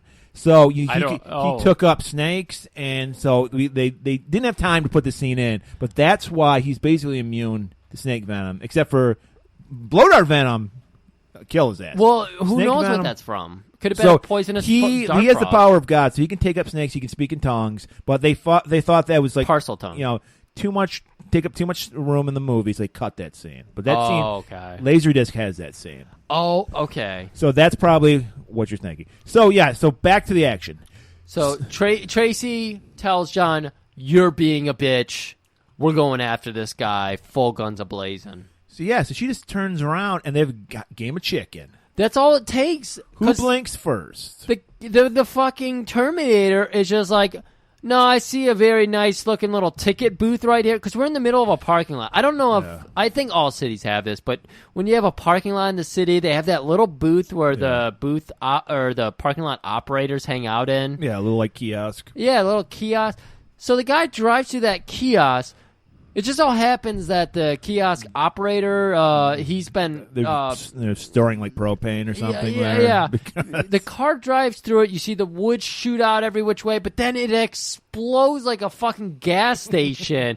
Just pillar... There must have been a gas main attached to this little kiosk. Yeah, like mushroom clouds going up. Everything. It's the car nuts. does a nice flip and it just explodes. And before we get enough time to really process everything that's happening here, we cut over to Quan, and he's on a nice, beautiful yacht. He's got a... Beautiful. Hair metal Sean level yacht. This yacht is so spectacular. Murray, I gotta go pee, but I want you to tell us about a certain somebody. Well, we've been talking about how many B-level characters in this movie. We get another classic B-level celebrity. And not only that... She's also a Playboy playmate. Of course, I'm talking about Shannon Tweed, the unfortunate wife of Gene Simmons. And she is playing, of course, before I go into who she's playing, I have to say this because when we ever have a Playboy playmate on our episodes, we have to talk about their turn-ons and turn-offs. So it's Shannon Tweed. You all remember her. Playmate of the Year, 1982. Her turn-offs are well-toned bodies, fast cars and boats, Arabian horses, and spending the money. Her turn-offs, gaudy jewelry, born-again zealots, bleached blonde hair, hovering salespeople, and as she calls them, cheapies, which I'm guessing is cheap people, which is shocking that she's married to Gene Simmons, who is the cheapest money-grubbing piece of shit on the planet. So, yes, we learn that she... is the daughter of a mafia boss, and they've been working on this deal with our man Quan, because Quan, he rules the wharfs of Southern California, and he's got he's the major smuggler. So he's going to smuggle in all the cocaine they need, and they're going to sell it. But we learn Pham, he's not too woke, because Pham is like, I don't talk to white women. Where's your father at? Yeah, why would you disrespect us? Oh, I'm sorry, I'm back. This is Griff, by the way.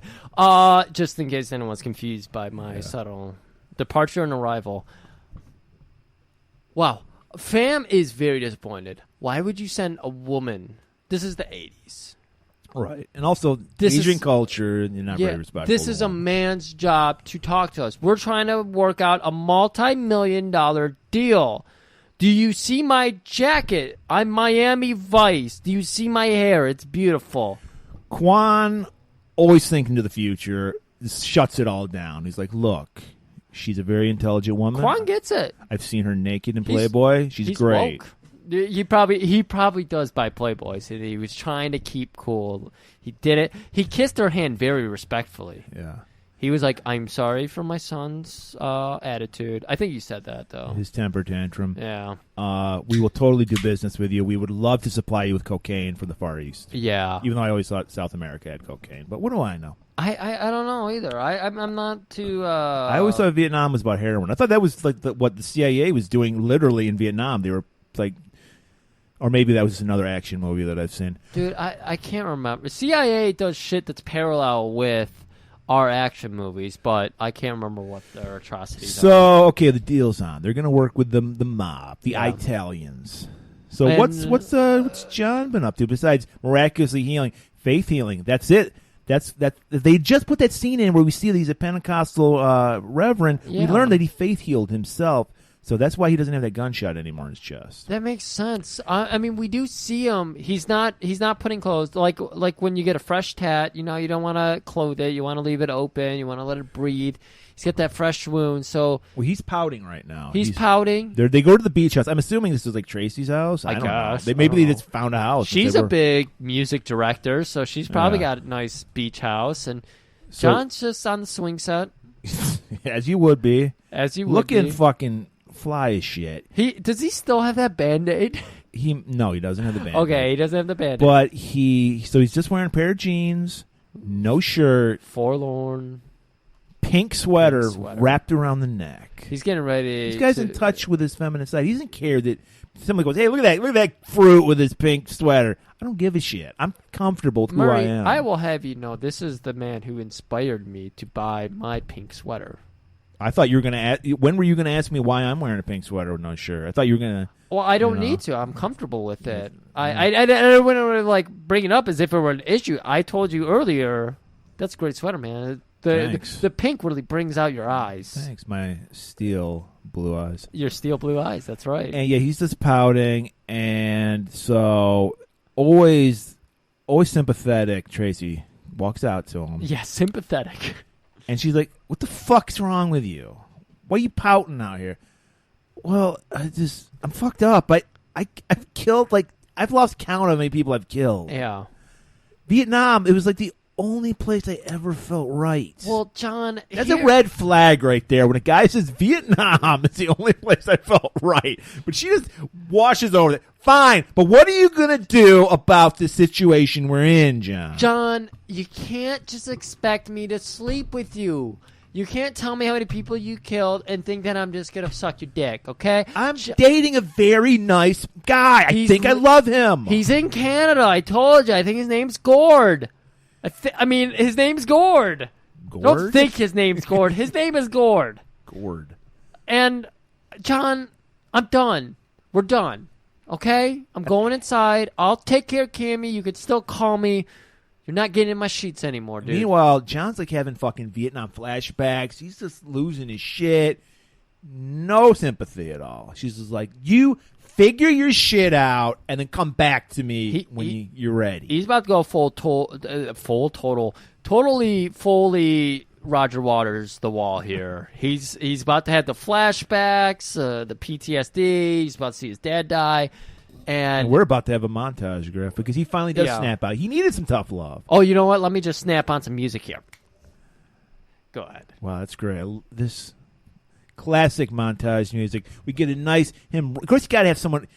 What we always said, training in nature is the best training. So he's running along the beach, shirtless, sweaterless, just doing it. He does a workout where he's using just a mop stick, and he's doing like these twists, which is like, yeah, that's fine. That'll work fine for that. But then he's like doing these lifts with it. It's like, no, that's a 4-ounce stick. But it's nature. But it's nature. He's like using his environment. I know you won't get this reference, but it's the Spirit Bomb. It's Goku and the Spirit Bomb, man. Just nature's power is so much further than anything man can make. And not only that, he's getting ready to take. This is it. He's for all the marble. He's gearing up, people. Yeah, double montage, training / gearing up montage. And as strong as Tracy wants to seem, as we watch John gear up, I mean, he's loading up how many guns? I don't know, 5,000, 10,000. I don't know. Somewhere between 5,000 and 10,000. Tracy's getting ready. You know, she's sitting down. Cammy brings her over a nice family tradition dish. God damn, my cat. Vietnamese dish. And Tracy's like, oh, that. It's a silent scene because all we're hearing is the music. Apparently, food snobbery runs in the Steele family because she's like, I ain't eating that shit. You see her. I'm sorry. Again, you just hear the music that we have playing in the background playing. She does the PU face when Cammy puts the food down. She's trying to. It's like, when's the last time I saw the neighbor's dog? Yeah, it's like, come on, that's just slow. Yeah, you see her pointing and then like gesturing. It's Drago hand acting all over again. It's a sad scene, but then we see John again, like kind of rounded well, hey, out. it was the times, Griff. Overt racism, you got away with it in the 80s. So John's like, hey, I'm over it. You mind if I borrow your pickup? She's like, as long as you can get me some real food, got it. But John's not going to get food, people. He's going to kick ass. Yeah, he knows. The Black Tigers hang out at a particular gentleman's club. He actually stole Reese's notebook when Reese got shot in the mall scene. Yeah, hotel scene. Okay. Yeah, well, remember, it was a mall, but yeah, right. For the sake of the movie, it was a hotel. A hotel. Yeah, he actually goes, checks on him. You're okay? Great. He goes into his pocket and steals his notes on the case. I didn't even see that. Yeah, he stole his notes. He's like, no offense, but I need to know. Well, then that was also the scene where Reese is laying down, and he's like, "Motherfucker, I got blood on an $80 shirt. All right, I mean, you have no style. I mean, you love the word." That was when he goes to see his captain again. Oh well, anyway, he was complaining about an $80 shirt. Yeah, I just wanted to point that out. We're gonna bring it up a third time in a minute. So John shows up. There's a pool hall that the Black Tigers like to hang out at. It's like their clubhouse. Yeah, and he's playing it cool. He is. And he walks in. He actually opens a door. He does. I think it was already ajar. Well, it could have been. I think it was wedged open. It was a hot I'll SoCal I'll day. meet you halfway. Somebody was walking out, and they opened the door for him. They held the door open for him. And he walks in. He's like, excuse me. I would like to talk to Mr. Kwan. Does anybody know Mr. Kwan? And they all gang up on him. They're like, hey, Round Eye, get the fuck out of here. And they kick him right in the dick. I'm not looking to talk to you. I just want to talk to a black tiger. I'm like, you're not welcome here.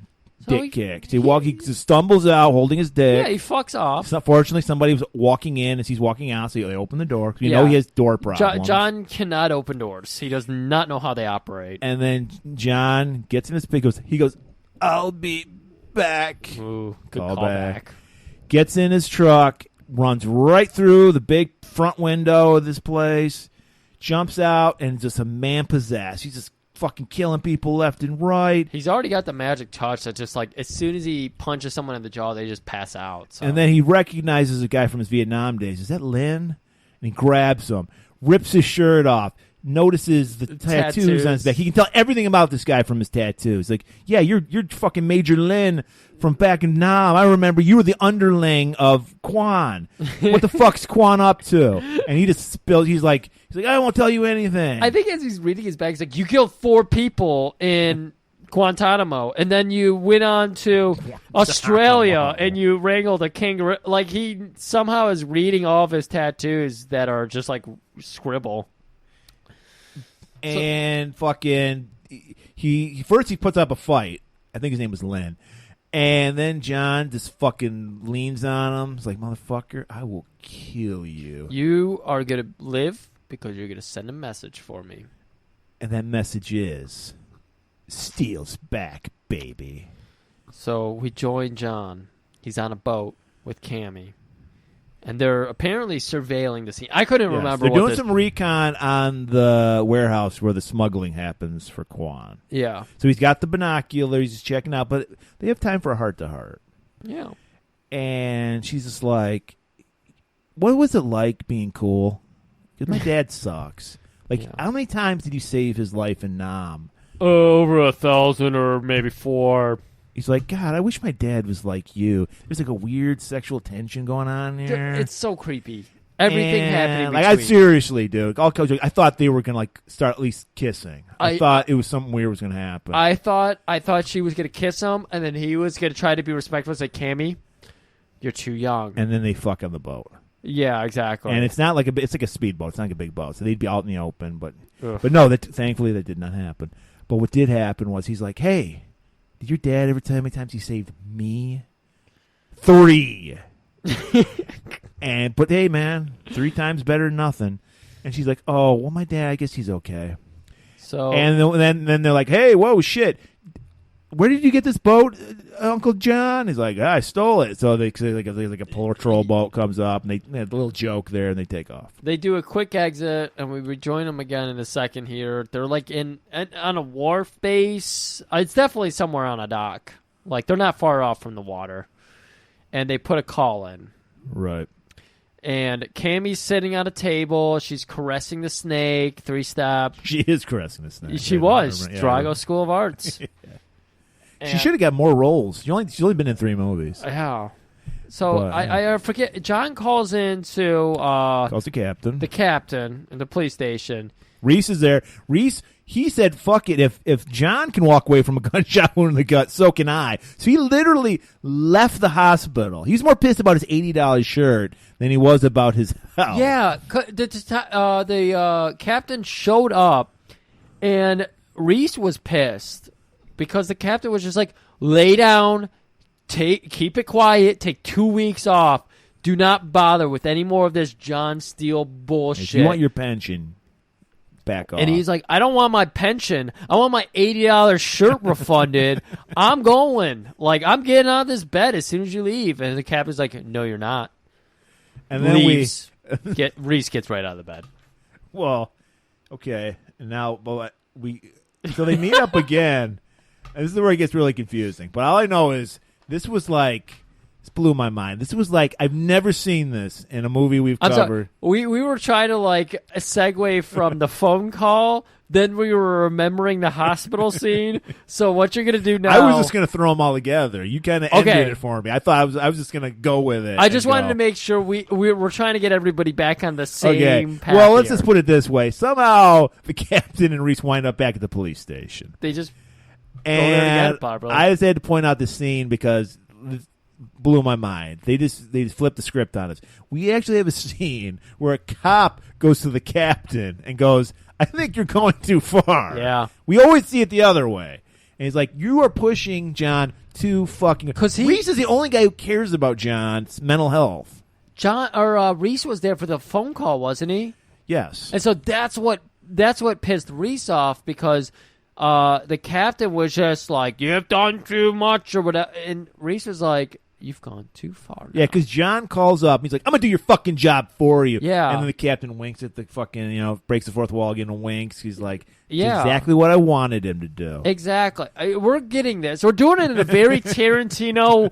What the fuck? But also, it's so cool because it's Tarantino way. But we just did that, And then I think Cammy shows up, and she tells him the plan. I don't know. It kind of. Yeah, I was trying to. It's unimportant. Before we record it, I was trying to figure out this scene because I don't know how this transaction exactly. It doesn't happens. matter because all it does matter is our man John. He's all geared up. He's got his beautiful fucking face paint on. Yeah, he's got his very unique face makeup on, and he realizes this job requires heavy ordnance. Remember, guys, this is 30 years ago. Now you can get fucking military grade ordnance at Walmart. But back then, you actually had to go to a depot and steal it from the army because only the army were allowed to use this shit. Yeah, so I think this is before this next scene we're going to get into. But we get into this scene, and we got Quan, and he's ready to get his edge. Well, no, we're getting ahead of ourselves. Is it? I can't remember which. Because there's a reveal later in this scene. So we'll go back to John. So John does it first? Yes. Oh, man, I'm sorry. We're trying to figure these sounds on the fly, guys. So John goes to the depot. To the military base. Right, where they got all this experimental high-tech fucking military weapons. And our colonel opens the door, and he's just got John in there stealing these weapons. Well, I loved how this will murder somebody. They show a rope slide down from the roof of this room, this building. You never see John slide down it. It just goes out, and then John appears. I like it. And then he's loading up like a kid in a candy store, getting all these fucking, killing machines. And then the colonel shows up, and he's like, "John, what the fuck are you doing? And he's like, I need this shit for my war. I gotta have it. And he's like, I get it. But, we got to make it look like you stole it because, I'm a year away from my pension. And then John's like, I got it, winks, knocks out the captain with one punch. I'll tell people you put up a fight. And then before he leaves, he's got to hit those targets first to test out the shit. So there's this scene where the targets get blown up. He does mention, I like that vehicle you arrived in. I don't know how he knew about the vehicle. Because it was actually inside the back of a truck. It wasn't even out. Oh, okay. Because he steals the truck. Yeah. I was going to say that's foreshadowing because we're going to see this. You think the hardest place to steal shit from would be a place where everybody's armed. This is like an army base. A military base where they have, locked gates and shit. No, he just drives through the gate. They go, I guess he got away. I'm not going to try to stop him. Hey, does anyone have their car keys at the ready? We have this, experimental high-tech weapon inside this truck. We're going to let him go, though. It's just he's probably using it for a good cause. It's the Warthog from Halo. I know you didn't play Halo, but it's the Warthog from Halo. That's all it is. It's just got a mounted Gatling gun on the back. That's it. How experimental is that? I think they had that.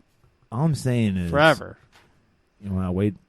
There was a reveal later on. You just killed, so you could say you're how much. Right. You're right. You could tell us how much you know Halo. You're right. I did just kill that later. But anyways, let's see what Quan's up to. Quan apparently he's feeling pretty because so pretty. He's wearing a muumuu, this dress. And we're what the fuck? I don't know. I'm sorry. You can't say muumuu. I feel like muumuu. Well, it was a billowy dress. I don't know other word for it. It's not a sarong. You're right. You're right. I associate because of the Simpsons. I associate muumuu with being overweight. Yeah, but it's not. But no, it's not. You're right. It's just a billowy dress. That's all it is. And Quan happens to be wearing a very beautiful turquoise. What'd you call that? It's got a beautiful design on it. It's got flowery design on it. It's really weird. It's very 80s.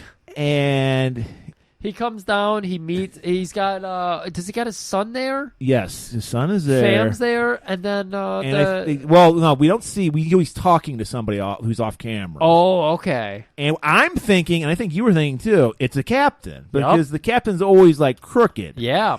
No, people, it's fucking the colonel who you just saw in the last scene was helping John. Yeah. And we learned that the guy that John beat up in the pool hall, he was supposed to give John all this info to know what was going down because they're setting a trap for John. Oh, because they have the guy, and you think Quan's going to kill him, and he's like, "You did a good job. Your family." He still kills the guy, but he's like, "Your family will be taken care of." Oh. And he's like, "No, I've got some makeup to put on. You guys take care of what you got to do." So now we cut to this is where the big drug war. Shannon Tweed is supposed to pick up the goons are going to pick it up. And Shannon Tweed was only there to be in a bikini because I forgot right before the scene ends. Quan in his muumuu walks out to the pool and we get a nice bikini shot of Shannon Tweed getting out of the pool. Yes, we did. That's the only reason she's in the movie. So we cut to the big drug deal. We're back at the docks. And this is where the drug deal is going to go down. So the goons are there. They got the big pallet. They always have coconut pallet here. Yep. And the goon's like, "All right, this looks pretty good. This looks pretty good, guys. Let me taste it. I need a nummy," as our man Yagarak Shan. Well, they were told us. pissed because fucking Fam showed up 45 minutes late. Well, yeah, you never show up late for a so drug deal. I think this is supposed to be like the mob because it was the mob. It was Shannon Tweed's mob. Okay. Yeah. Because they had that thick accent. Yeah. They were combating one bad with another bad. Yeah, one bad stereotype for another. Yeah, thank you. So, yeah, what the fuck, man? I've been waiting for 40. I'm like, I got a nice fucking calzone waiting for me and all. Dude, Razor Ramon steps out of one limousine, and you're like, oh, shit, I can't wait for a Razor's Edge. I need a Razor's Edge. Are they just mixing up stereotypes? Isn't Razor Ramon was be Hispanic? His name's Ramon. God damn it! I think I've done this 2 times now in 3 weeks. Well, he's there for something, and he flicks a toothpick at somebody. I thought he was mobby because the hair. Well, he's supposed to be like Scarface. Yeah, okay. That's why I'm an asshole. So, yeah, get your fucking racial stereotypes right. Stereotypes right. So the guy's like, well, of course, you gotta rub some on your gums before you do any drug deal to make sure it's legit. Well, what I was impressed by, I mentioned it earlier, with the captain, where he had that teaspoon with a pick in it, so he could go through the talcum, the bag to get to the. Yeah, so he's got this Italian guy's got the same thing. He's got the teaspoon with the pick on it. He goes through the bag, gets a full teaspoon, just gum. I don't know how you do this. This is like the cinnamon challenge with cocaine, but talcum powder. It's funny you talk about that because our buddy Dennis earlier told me he actually did inhale cocaine before. I was like, you can do that? He's like, fuck, sure, yeah, man. It gets you fucked up, man. I was like, all right. Literally, right before we recorded this episode, he told me that. Dennis is... I don't know. I was like, Dennis, of course you've done If we cocaine. told many stories about Dennis, people would be like, I don't want to meet Dennis. Dennis is the biggest sweetheart I've ever known. He's great. I love Dennis. He is such a lovable person. He's so kind. But he likes to inhale cocaine every once in a But while. he's also the weird. But getting off incriminating Dennis in anything. Well, I'm sure it's past his. Oh no, it's statute of limitations. Yeah. It's long gone. So, with this guy, he's just like talcum powder. Apparently, that's a thing. Yeah. And Fam's like, what? No fucking way. We give you the good shit.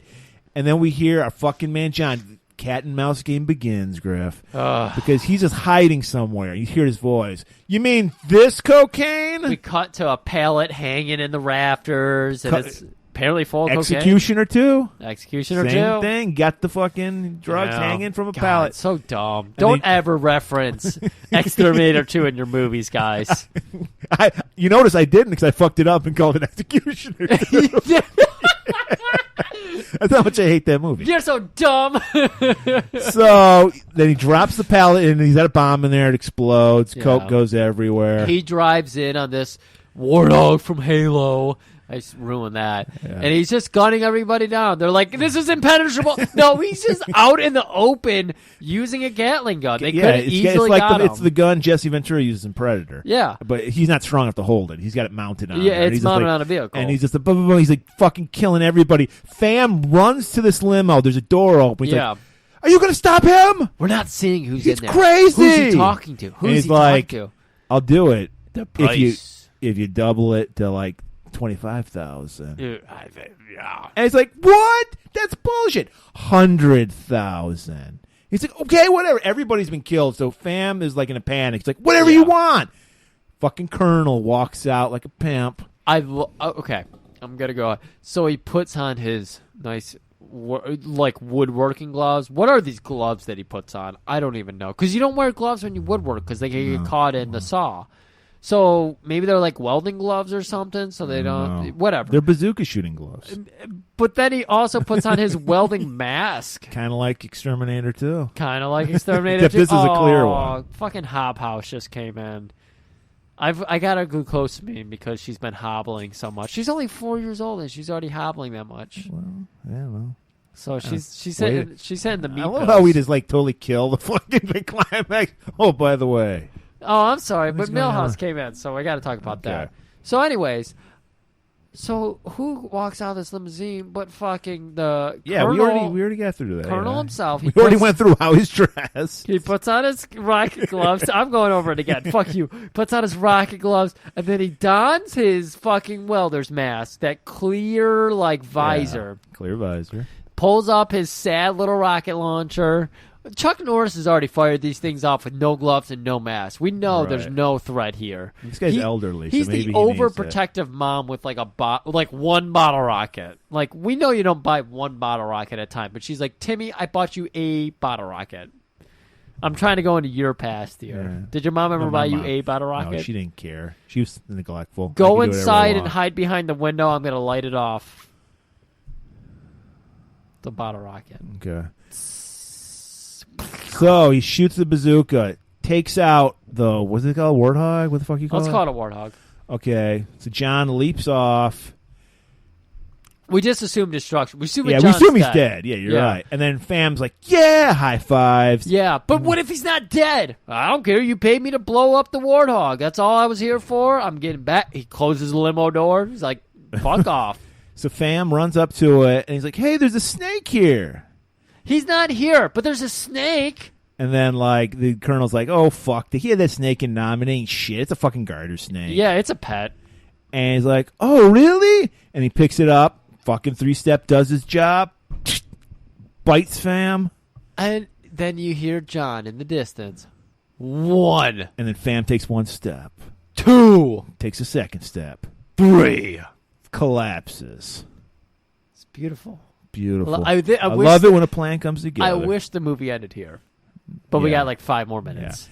And then, does the Colonel just fucking fuck off? Does he get killed? I don't even remember what happened to the Colonel. I think John just like walks up to the to the car. He's like, "Get out of here!" You fuck. And he's like, "You got me," so he leaves. He takes. There's like this whole callback to him being fat, or the Colonel being faster than him. But John's like, "Oh no!" What happens is they square off like a fucking OK Corral duel. Yeah. So they got the fucking their side arms, and of course, John, quicker to the draw, shoots our fucking Colonel dead.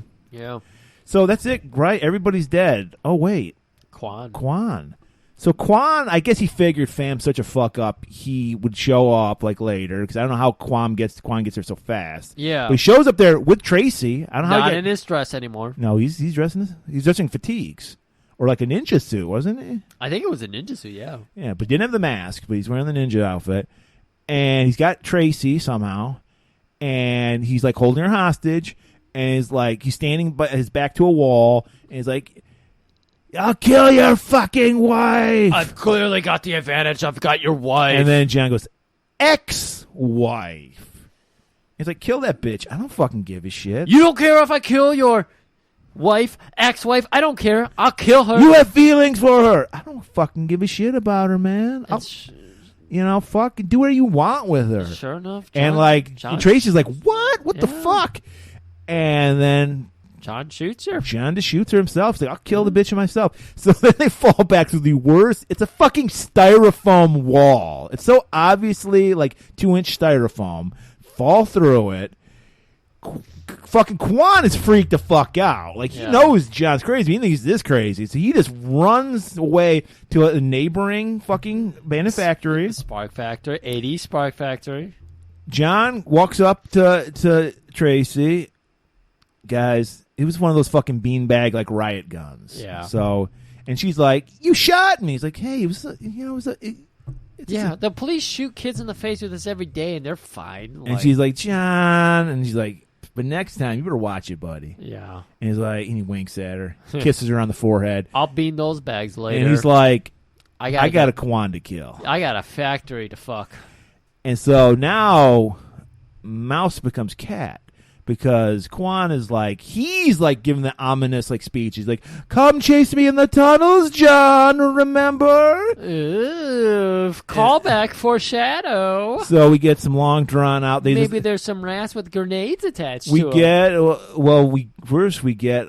I think they fight a little with swords. Because John. They have one meet-up where they fight with swords for a minute. Yeah, so like, John, the consummate samurai, he has the two. He's katana and the little sword. He had it in the beginning, too, which I was surprised on my second watch. No, I didn't notice that either. Yeah, he's got it going down his back, but the like handle of the sword is at his butt. So I was like, wouldn't that just fall out? Like, how's that staying? I don't know. Yeah. Only a ninja would know. I don't know. And because we learned from Shokazuki, only ninja can defeat ninja.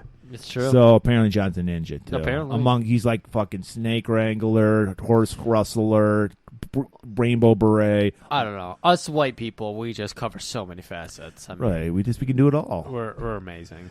And so they go at it a little bit. Quan, he knows he's outmatched. He fucking runs away, climbs up this like ladder. There's a grate, goes through it, ties a little grenade to the grate. John, he knows his moves. He knows he's all about grenades.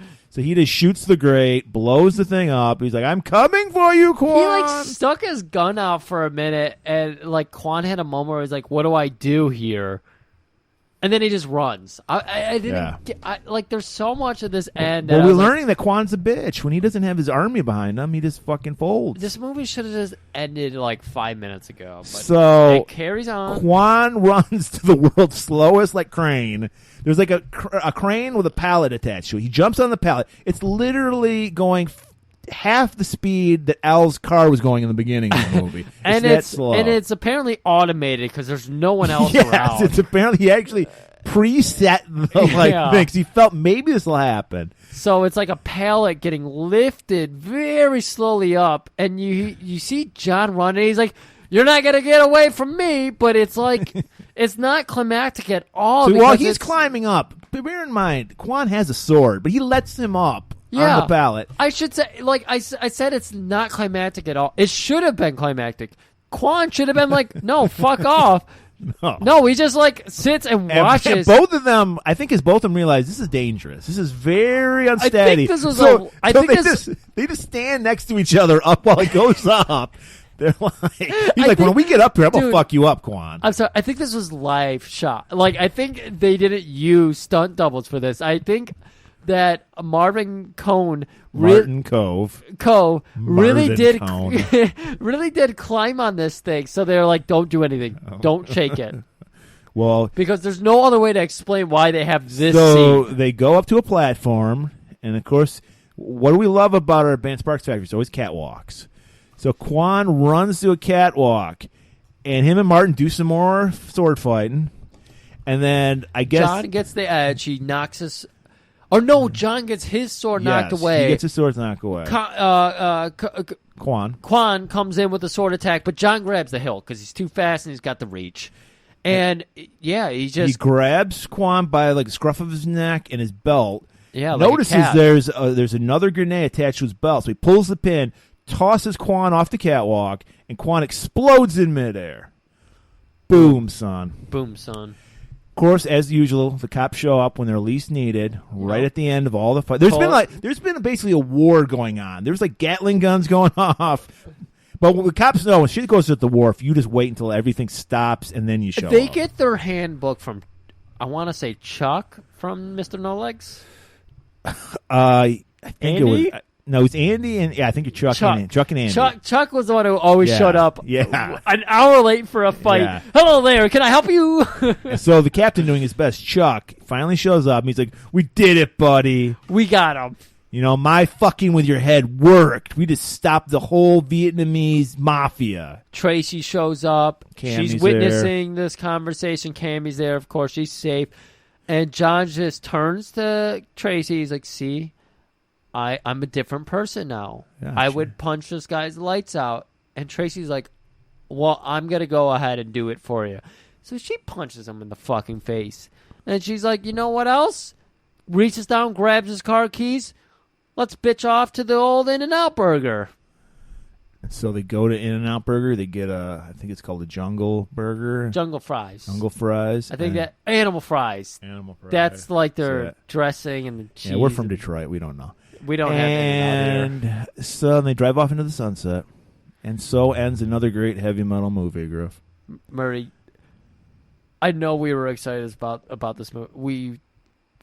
We went half an hour over what this movie's runtime is. But it's so good. I'm sorry. It is so good. We were too excited. It's on YouTube, too, so you can watch it. Yeah. If you didn't make it through the whole episode, but you somehow made it here, watch this movie. So speaking of great movies, Griff, we're going to end. First of all, the month is over, but Heavy Metal Month isn't over because we're doing one last metal movie. And Griff, this is the greatest of them all. I just want to let everybody know. We'll get into more details next week. Yes, so this is a very obscure movie. Very obscure. This is not even available on Laserdisc. We lucked out. Amazon Prime put it up like recently. We're like, thank God, 'cause we want this is. If you're a fan of this show, you need to watch. Don't sleep on this episode. There's nobody famous is in this episode. We'll tell you that right now. But this show would not exist if it wasn't for this movie. This, and along with the movie, which we'll talk about on our 100th episode, I think is what solidified my and Griff's friendship. This movie has a line in it so profound. I don't think any line is ever uttered in the history of cinema more profound. So profound that not only do I have it tattooed on my ribs, Griff has it tattooed on his ribs. You have it in Sanskrit. I have it in Chinese because I have the name Chen. We did it in the mirror style because we tattooed each other with the words. So I'm just going to say it right now. It's called Legion of Iron. And you guys need to watch. If you have Amazon Prime, watch it. You need to watch this. It's a classic. You know we love our underground fighting movies. It's all American. It's David Lynch. It's everything you've ever loved. David Lynch.